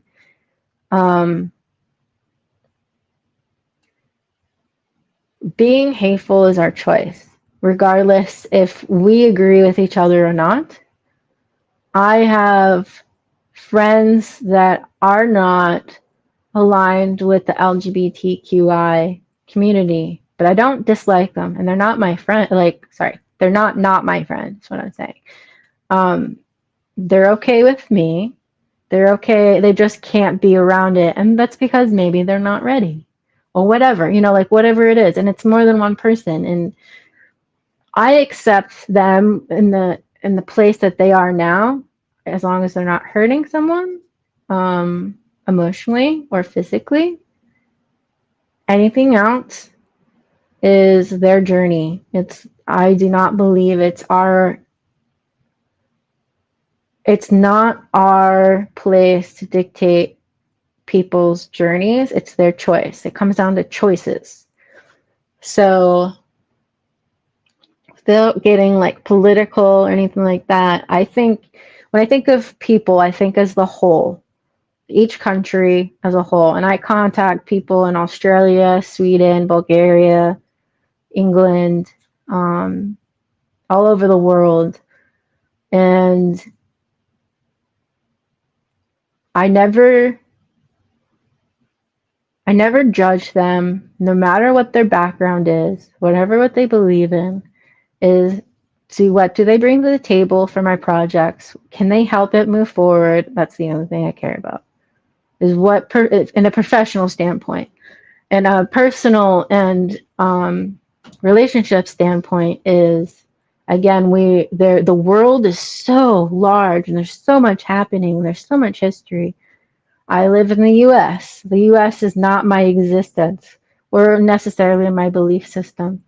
And just because I may go to, we'll say the Middle East, for example, and they believe in something completely different, and they're like a little shaky on U.S. people or the LGBT community, as long as they don't physically cause me harm or try to like touch me without my consent, it's their like. So it comes down to choices. Are we going to hate each other because of whatever? As soon as everyone crosses that line into physical violence or I don't know. People react how they react. Unfortunately, it's whether or not they choose to grow, but it's all about choices. I don't know if that fully answered your question, but I do my best to keep an open mind to everyone I meet as much as I can. I am personally human, and I am not perfect, even though in theory I say this, and this. I don't always, it's hard. Sometimes I trip up, or sometimes there are some life situations I haven't dealt with yet. So when I'm put in that situation, I know, like, I accept it, but it might take me a second to process and get there. And people might see that as like me pulling back or being judgmental, and I'm not. I'm just trying to like figure out how to navigate it. I'm not a robot. I can't, like, I'm a person. I often go to talk about Hollywood in particular, how they became a little bit robotic, and how indie authors and indie script writers are also human. Empathy, I think, is getting beaten out of us. That's the best way to say that. Like, humanity and empathy are really, because there's so much content out there with TikTok, and I use TikTok, but like movies and films and TV and all the things, and we're like, yeah, okay, I've already seen this, but in actuality, we should be coming from a place of sympathy and understanding, and I think the humanity switch in the world got turned off a little bit. We just have to remember. 100%. You're like, yeah. I'm like, dude, the world is jacked. No, and I'm not like a conspiracy theorist or anything like that, but no, my grandfather, who I just buried 2 weeks ago, was 103 years old, and we talk about the greatest generation that ever lived, and generations before us, and there's a reason why it's called the greatest generation that ever lived, and instead of being an active part of society like people used to be, now it's all about complaining and being unsatisfied and doing nothing about it except making noise and chaos and thriving in it. Like, one of the reasons why one of my posts went viral was because it wasn't because people liked it. It was actually because people were calling me out saying my plants look like shit. But what it actually did is it spiked the algorithm and it did the exact opposite for me. It's how we look at life. John F. Kennedy used to have a quote that said, ask not what you can do for your country, but ask not what your country can do for you, but what you can do for your country. And I think a lot of times, even for yourself, is you have to realize that if I want something, I have to create something. And it's not by complaining. It's not by making it pretend. It's by getting on the ground, making it concrete, making it real, and then going out there to the market and pitching and selling or promoting or doing whatever it is that you want to do and being about it. And I think a lot of people personally are miserable in their lives. And I think with society, just like our products that we have, everything's replaceable. People are replaceable. Jobs are replaceable.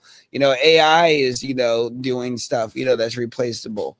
You know what I mean? So when we look at compassion, we look at things about speed and progress and individualize. And like somebody once said, we have to realize that we're all in our own reality. Then other people don't know that we exist, and we don't know that they exist, and we're not thinking about them, and they're not thinking about us.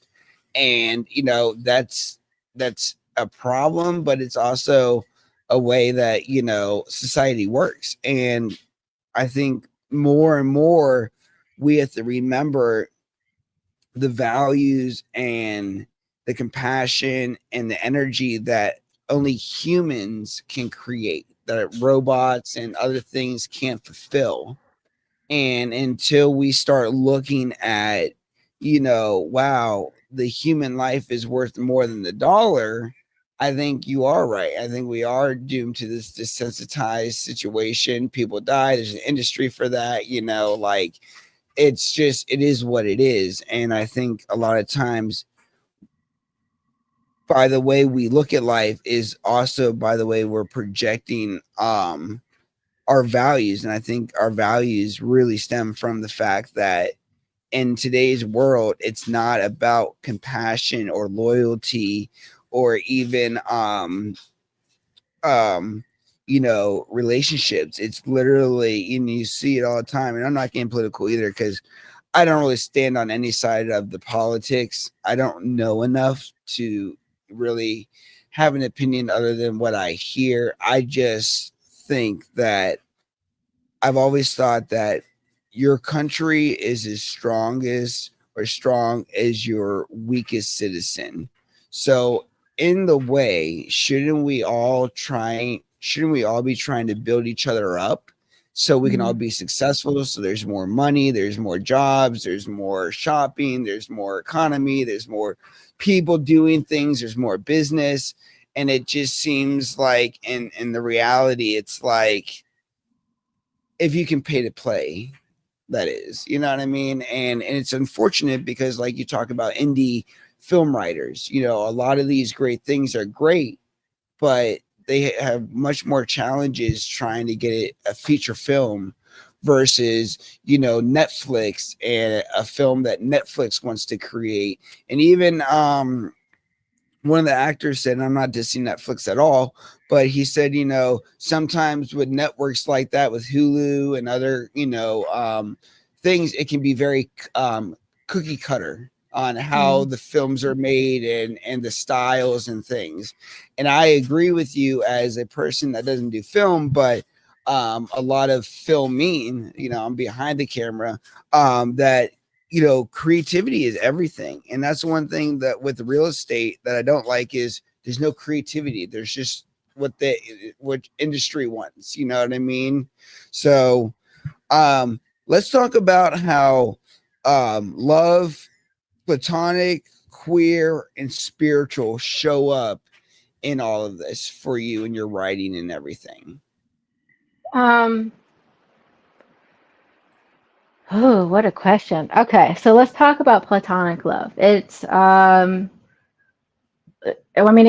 comes from understanding each other and being openly able to, talk to each other about anything. And if there's differences, that's okay, but the similarities are obviously helpful. So like like I said before, there are friends that I personally had, and I that are not necessarily on the same page, but not everyone's supposed to be like us. Otherwise, it'd be super boring. There should be absolutely differences amongst different people around you. Otherwise, like, that's a cult.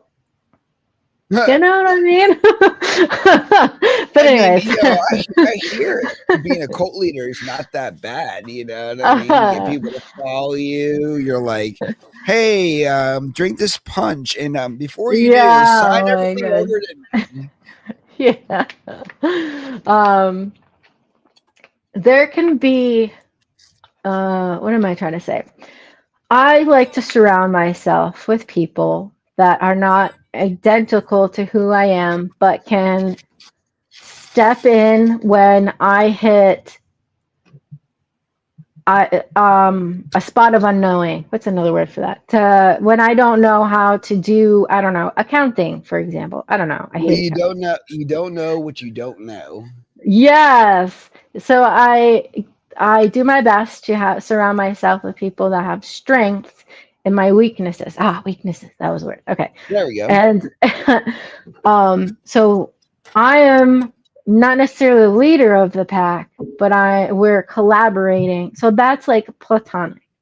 I have many, many different friends like that. And so in my book series, there is absolutely a relationship, a romantic relationship, because that is the human experience. But there's also very platonic in her building friendships that she didn't have in book 1 through book 2 and book 3, and being very loyal to these individuals and really leaning on them. And, there's a mutual vulnerability on each side, and they share moments and stuff like that. But it all stems from, in my opinion, acceptance of each other and the differences. Again, as long as the differences are not extremely massive and will hurt, cause harm, or ill will, or anything like that, then I think there's a way, depending on each person. But sometimes you also have to walk away, which is also in the book, is love for yourself and love for my main character, Selena. She has to walk away from a romantic situation because it's so toxic. And then it really just comes down to acceptance on so many different levels. Her parents that weren't there, and then finding a parent who isn't supportive, letting go and accepting that her idea of what her parents were is no longer the reality of it. I mean, the books are so me. Like, they're just such the emotional and mental process of this situation. I wrote book 3, Reborn, when my father was diagnosed with ALS, and he was on hospice and he passed away, and I was relearning the alphabet, and I was relearning myself and my brain and everything. So that book 3, is like my prize. I like really put everything in there, and I just there's so much I could say about each story, but it really comes down to is, if we're not personally open to any of it, then it's, regardless if it's there or not, it's not going to happen. It's not going to stay. Like when you water something a little bit and it like blossoms and it looks beautiful and healthy, but if you don't keep watering it, it sort of like dries out and it dies a little bit. Yeah, that's us, guys. Oh, like my plants? Yeah. Yeah, like your plants. For sure. But if my character Selena are not in a place where we can mentally also add on to our plate additional new relationships, that doesn't mean you have to force it.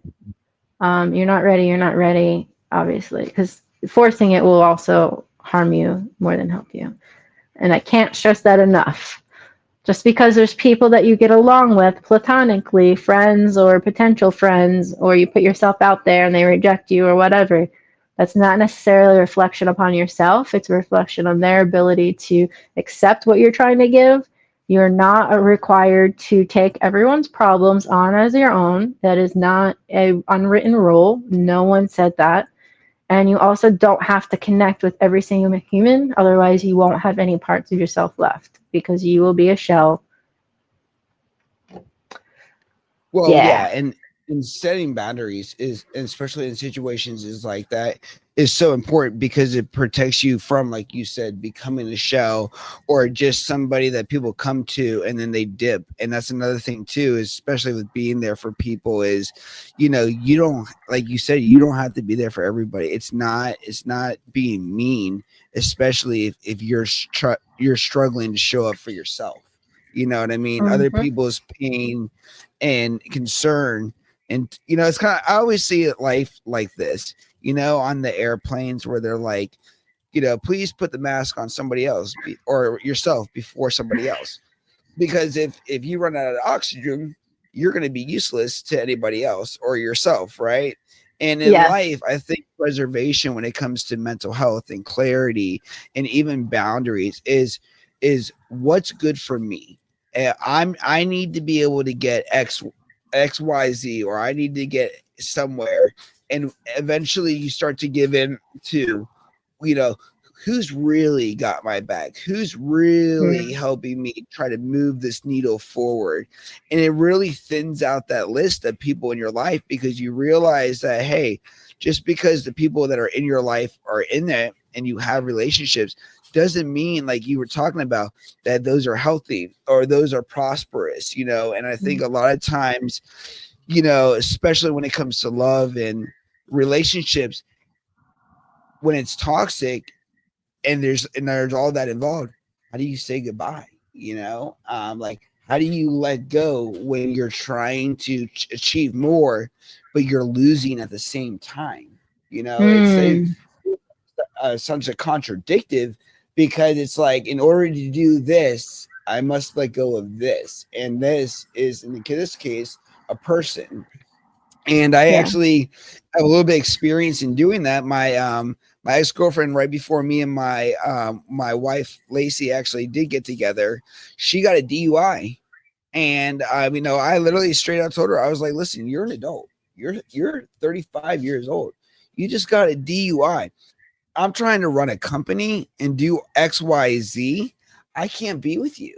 You know what I mean? Like, I'm really sorry, but I can't do this anymore because I can't have that in my life. That's not my story. That's not what I am. You know what I mean?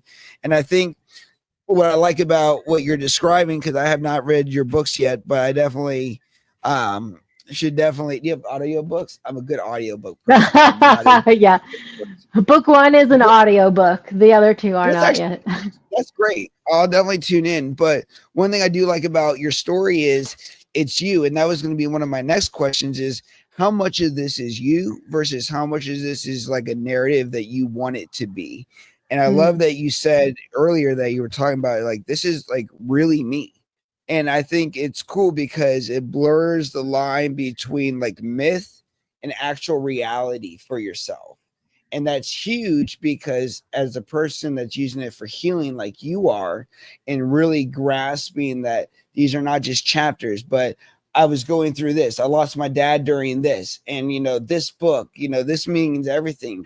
You know, that's an amazing feeling because it's no longer just about a story.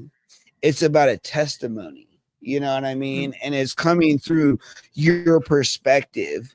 What do you think is one of the things that you want your readers or audience to carry with them long term after finishing one of your pieces of art or work, if you would call it? My writing, some people can't start right away. They can't really, some individuals can't get past the log, like the synopsis or the log line or whatever, the dedication page. Cause I definitely call like a mirror forward and have really, it provokes a lot of thinking within oneself. Yes, some don't really care and it's like superficial and they're like, this is a great story. I mean, either way, what it is it depends on what layer you go to. So if it's more of just the story that you really love, and because it's LGBTQIA like representation, then take that from it. And like, I truly hope people are more seen, they feel more seen. If it's mental health and they can relate to the process that she's going through and the trauma that she's going through, I hope they feel a connection to something besides bigger than themselves. Or like even a relationship, finding everyone finds something different. And I can tell you, it's been very successful between the ages of 40 and 70. The later the generation is, I'm so surprised. Yes, newer generations really love the story about it. There's something hitting with, people my aunt's age, and well, I guess they're like, what, 65, 70. So like, yeah, my aunt's age and a little further down to my age. I'm like 30. How old am I? 38? Something like that? I don't know. Almost 40? I don't know. But like, it's really, you're, yeah, I'm like, I don't know. I'm just money. Wait, oh, hands and toes. Pretend to use your fingers. Literally, I'm just like, I don't know. I exist, man. So like, it's really hitting a demographic of, millennial to older, and there's something about it is grasping and is very relatable to them. It's passionately, and it's just absolutely beautiful to watch. And I have reviews. I sold books to Japan, Germany. Germany's been a strong support, and I appreciate you, Germany. You're the best. That's awesome. I love Congratulations, by the way. Look at you. Thanks. That is international book salesman and author. Yeah. Yeah, it's the story can be taken on so many different levels. So it depends on how each person meets it, honestly. So however you need it to, I hope you take it away. Whether it's support, whether it's relatability, whether it's representation, spirituality, being seen, whatever it is. I truly hope everyone gets what they need out of it. Besides crying. Well, that's an emotion, and honestly, I would say, if I was an author, I'd be honored if somebody read my book and was like, "Yo, I cried like a baby through this." Like, that's pretty impactful. So, do you think the older generation is intrigued by it because it's something that they never really got to talk about, and they get to kind of entertain, maybe if they were curious about stuff like that?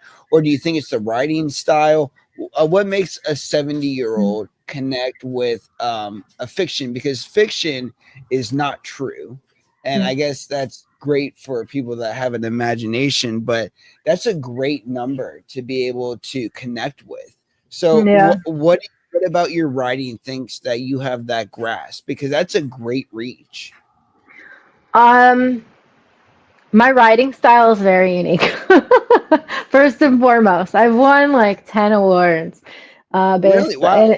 I've won quite a few in different aspects, and it's because you know how actors are their characters. So when I write, I am the characters. I write as if I'm each character that I'm writing or experiencing. So it's immersive writing, and it's method. Fantastic. No, it's called. So the writing itself stands alone. And I think a lot of people really love the way it's written. I don't know how to do anything else, to be honest. So I just keep writing the way I write. It's like, I'm too old to a new habit. This is going to have to work out. That's how I feel about my video production company. It's like, even if I quit, what would I do? I don't know any other. Yeah, I don't know how else to write. I just write what I feel and think and everything. And the second thing is, I honestly feel like the newer generations are healing a lot about themselves in different ways. So they're getting different kind of support, and I don't know, maybe more support or whatever. And I feel like the age group that's really impacting didn't quite have the support or afraid to have the support or whatever that is, and maybe they find it in the books. And I mean, I couldn't ask for a better outcome, honestly. Have you ever had anybody that's like, hey, listen, because of your book, I did something that I never thought I would do, and that's like entertain the community or be with, the same sex, or, Yes. like, okay, talk about a little bit about that. Yeah, I've had one or two people come to me and say, I watched some of your interviews and I read your book and I realized that I'm gay. It was, in this case, they were men. And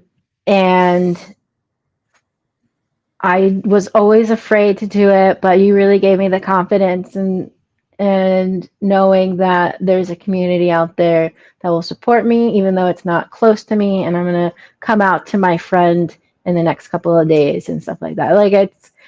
I was like, oh my God. I was like, that's great. Like, oh, that's so cool. And like, I'm just Google like, yeah, I'm just I didn't realize that's the kind of impact I wanted to have. Whenever something successful happens, I'm always surprised. I'm like, oh, really? No way. That's crazy. I guess that's a good way to be about it. That way you're never disappointed, because if you're like expecting an award and you don't get the award, you're like, fuck.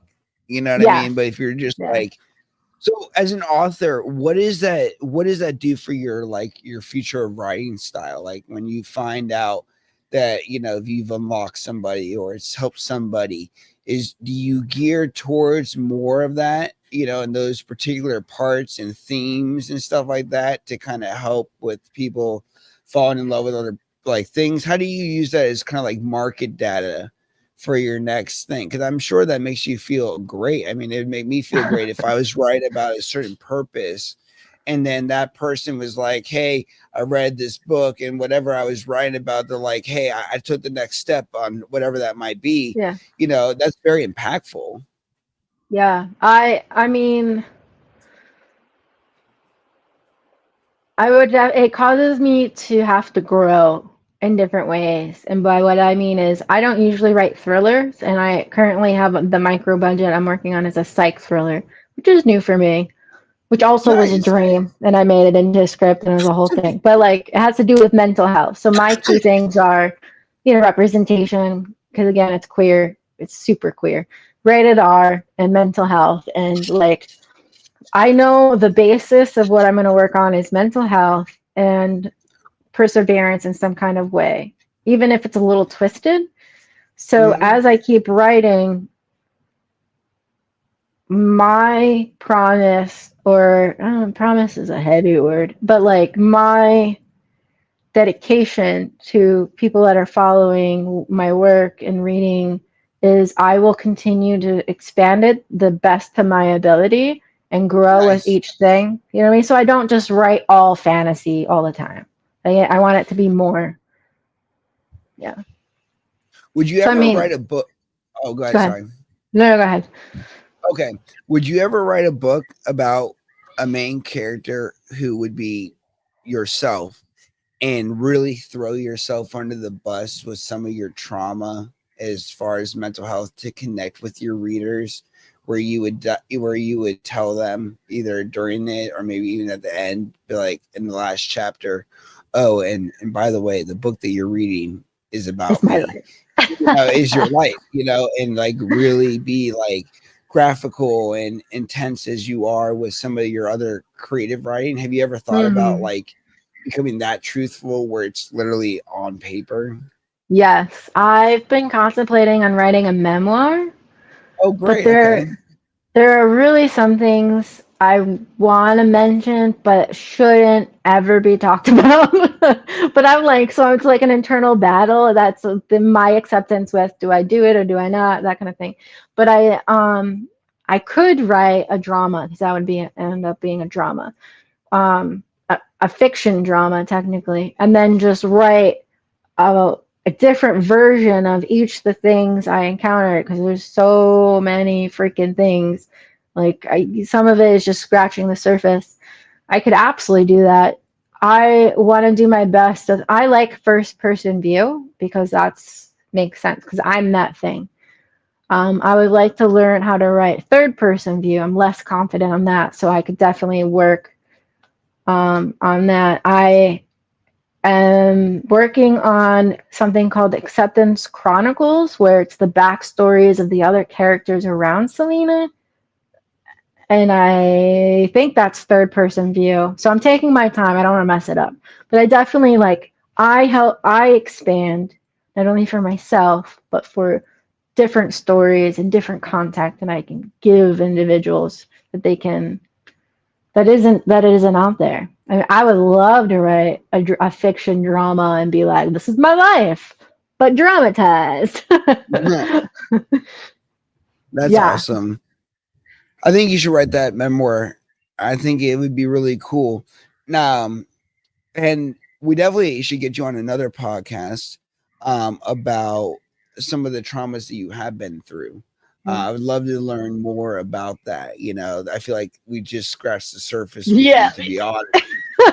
Well, that's great. Yeah. You know what I mean? And I try to be authentic. You know what I mean? I really like try to like understand people because to me, in a way, I use conversation and filming and the things that I do as a therapy as well, just like you do with writing. So you know, I like to have layers and different chapters and it be way more than just a cover or, you know, a fancy, you know, image, you know, on a piece of paper. You know what I mean? And you grasp that as a writer.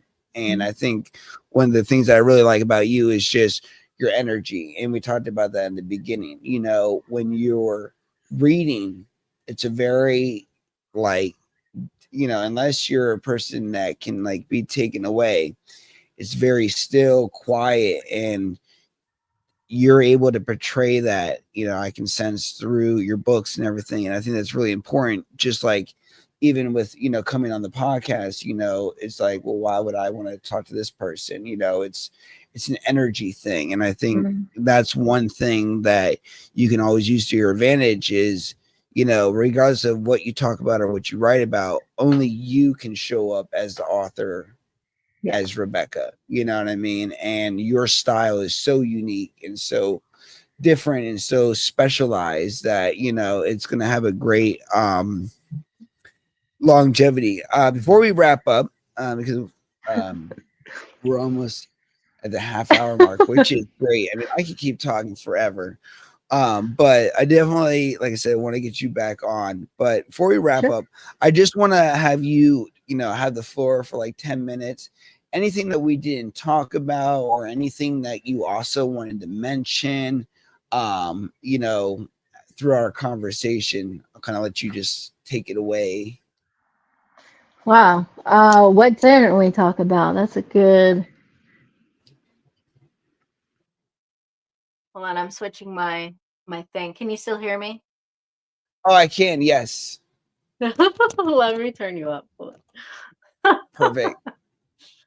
Okay, so the world really sucks, and we talked about that.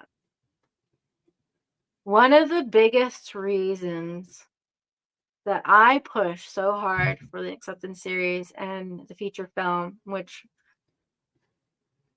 you know, we're still trying to find investors and everything, but I fight for all of these projects because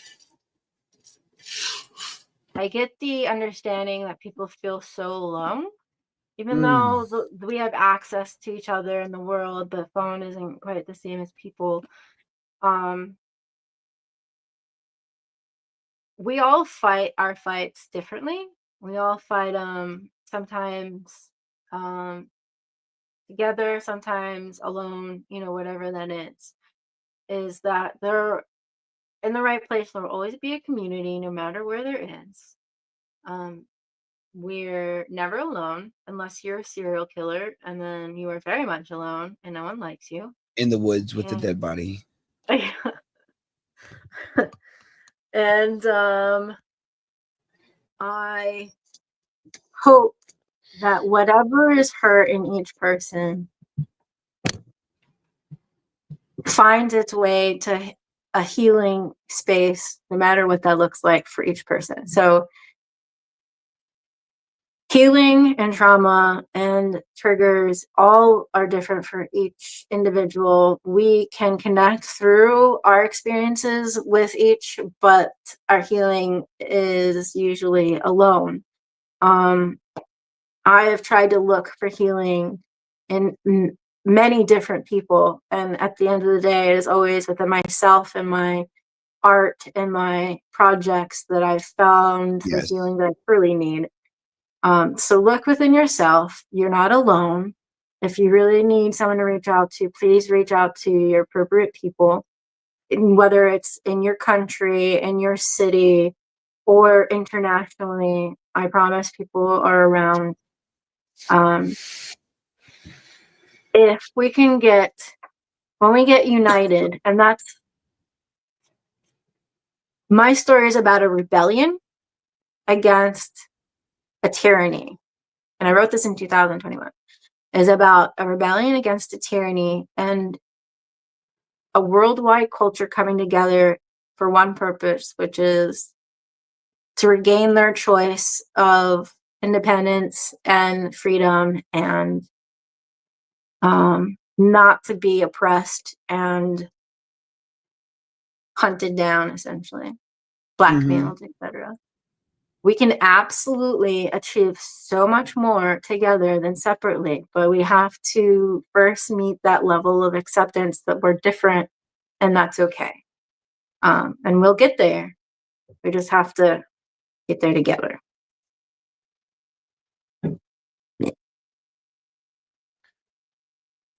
I think that's great, because I do believe too, it takes a village. And I think the biggest thing that I can equate, just the outside looking in, and why all of this happens, I think it's fear.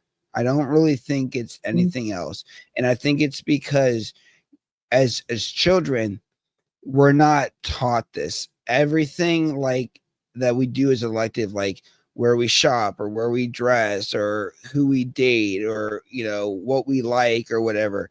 It's all electives that we select as we get older that are introduced to us. You know what I mean? And I think in the process is we forget, because we grow up around so many people that are like us. You know, like when you go to school, you know, everybody's in the same grade, everybody's around the same age, everybody's learning around the same things, you know, everybody's eating the same lunch, you know, or everybody brought lunch. So there's so many commonalities. But when you get out of school, you have the world. You know what I mean? And the world is way more different than just a nerdy kid that sits alone in the corner that dresses weird, who might be emo or what, a skater or punk or whatever. You know what I mean? And I think what happens is we get like culture shocked until you have confidence within yourself, until you find self-love and you're comfortable with, like, let's say for instance, your sexuality or just yourself. You know, I think a lot of it is fear. I don't know if I would be rejected or accepted. I don't know what people would think if I did this. Like when I became a Freemason, my wife was like, "You are not joining a cult," and I was like, "Lacey, it's not a cult. It's a fraternity." And I was like, "The people I know, there's no way that these are evil, worshiping, devilish people." You know what I mean? But the perception of Freemasonry is it's bad. It's part of the Illuminati. The Illuminati is totally separate than Masonry, just so you know. And and it's about the moral application of life, which is making good men better. And it actually falls around the working tools of a master mason and how we adapt those to our life and, you know, how we treat people. But the point I was trying to make is I think a lot of it is fear. You don't know how it's going, like a new outfit. You don't know how it's going to fit or look on you until you try it. And I think a lot of times, just like with the graveyard being the richest place in the world, it's fear. We live with it, we die with it, you know, we're born with it, you know, it's always in our life. Whether it's a decision that we make, you know, based on, you know, a decision at work, whether it's a choice that we have to make in our relationship, you know, whether it's setting boundaries, it's fear. And I just feel like if you were to remove fear and judgment, maybe we would have the world where it all came together. But I think we're just so busy trying to define a version of normal and what is normal, and there's no fucking thing is normal. You know, the fact that we're still alive, millions of years later with all this advanced technology is not normal. That's because of community and civilization and coming together and working. And it's also one of the ways that we have gotten to where we are today is through coming together, you know. And it's just amazing that we have iPads and iWatches and all this technological shit that fits in a thing like this size, but we still cannot figure out how to get along. Because you know, not going into politics, but I just think that war is pointless. You know what I mean? Like, all it is people dying, and most of those people may or may not even agree with the narrative. You know what I mean? And it's just sad because at the end of the day, just like with addicts and just like with other people in different communities, you're still losing people that impacted others' lives, whether it was, you know, mothers, fathers, brothers, sisters, and it's all for what? And the problem never changes. It never goes away. It always remains the same. And yet we still can't just say it's okay. And that's one thing that, you know, like when I did the LGBTQIA panel, I got a comment that says, "You've gone woke, so now you'll gone broke."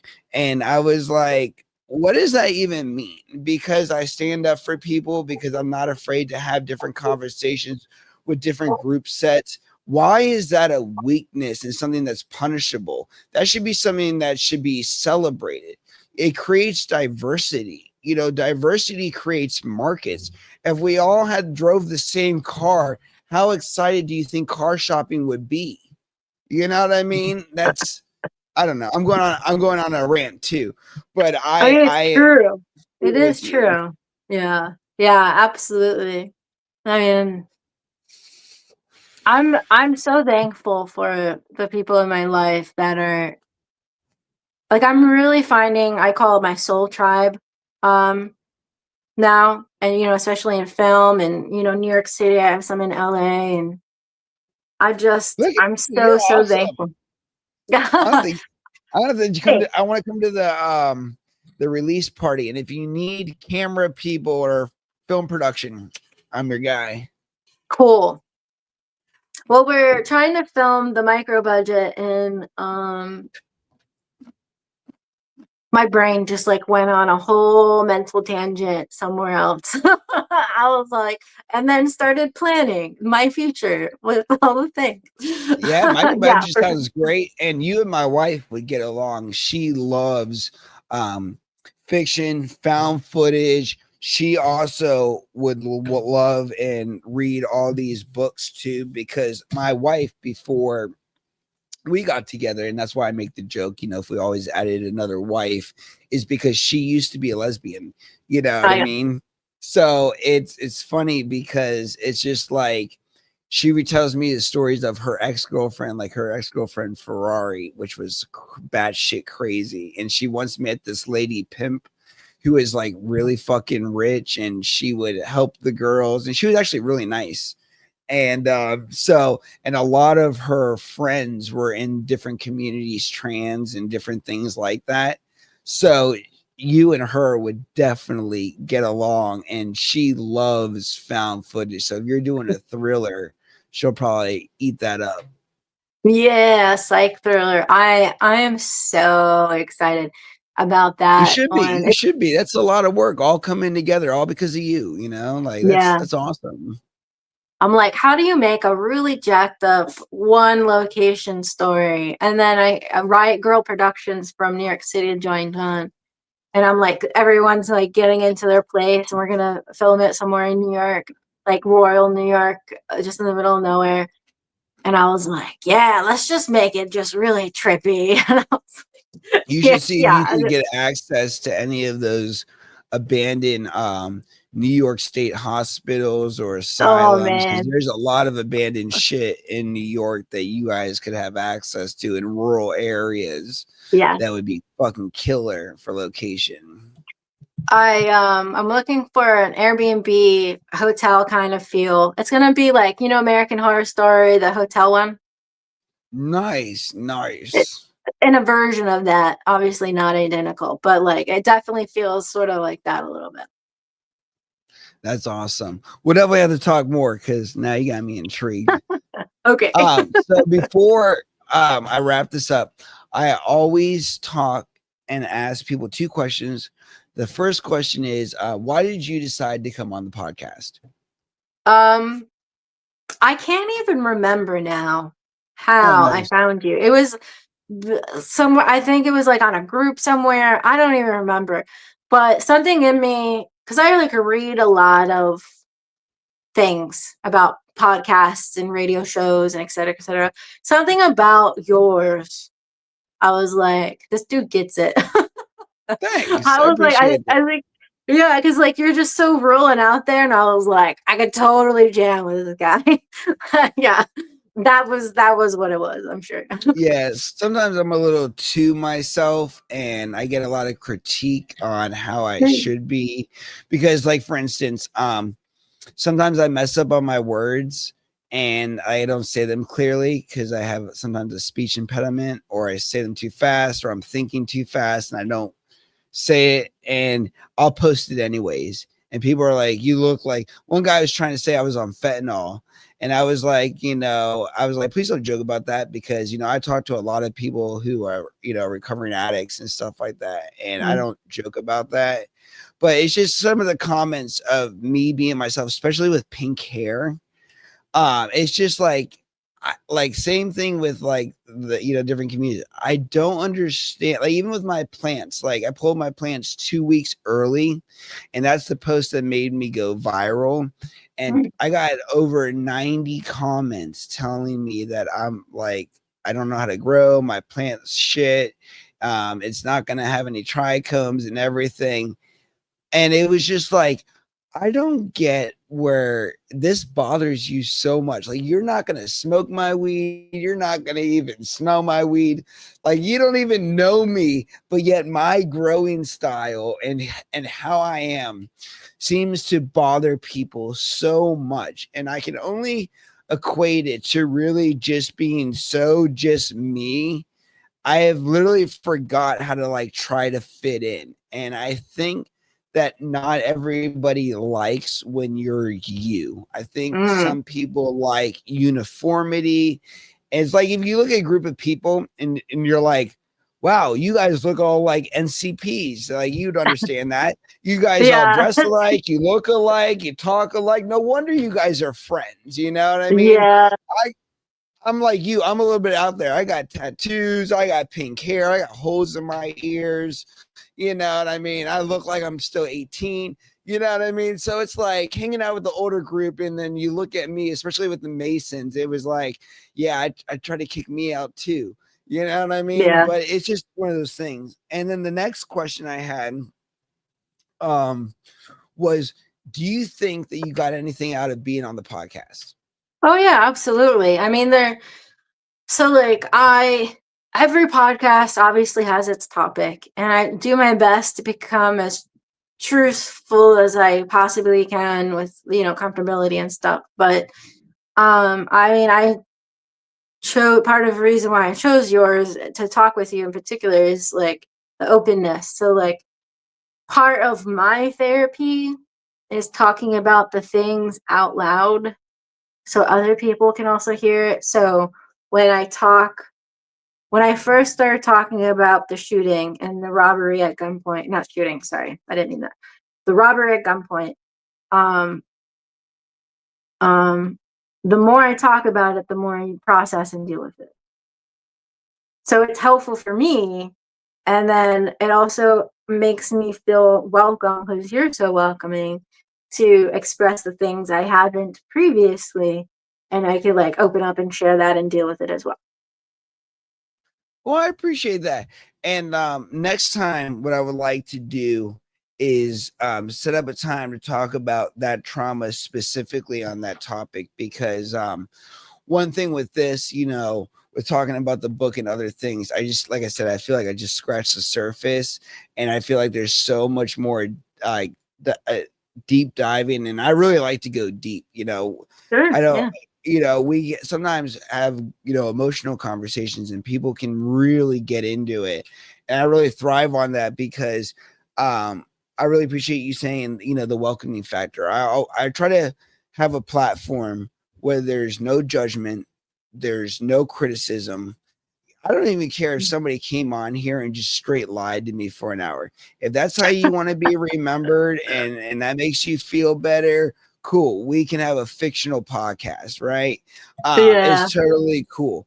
But I think one of the things that I really try to bring to the table, and I appreciate you recognizing, is it's all about energy. And just like you in your books, you know, if you're trying to work with somebody or talk with somebody, you know, making people feel comfortable, you know, is a huge, like almost necessity. It's almost like a non-negotiable when it comes to situations like this. And you have to put yourself in a position where you say, you know, it's like, it's not about me, it's about learning about other people. And whether I disagree, agree, like I haven't reset my ad, but usually in the middle, during the hour, we would have broken for 5 minutes, and I have this video that plays, and it says that, you know, pretty much like along the lines that this podcast discuss, you know, multiple subjects. Not all subjects reflect the viewpoints of the podcast or the host, you know what I mean? And that's because I talk about everything, you know what I mean? And I'm not here to instill some type of narrative. What I'm here to do is to tell the story, and the story is about the healing. So whatever somebody went through, or whatever somebody is going through, you know, is validation, you know. And I think a lot of times we feel like we have to have some type of validation to even be on a podcast, because, you know, like sometimes most of the people that are on my podcast have, this is their first time ever being on a podcast. But what's cool is you can't tell the difference between those who have been and those who are first timers.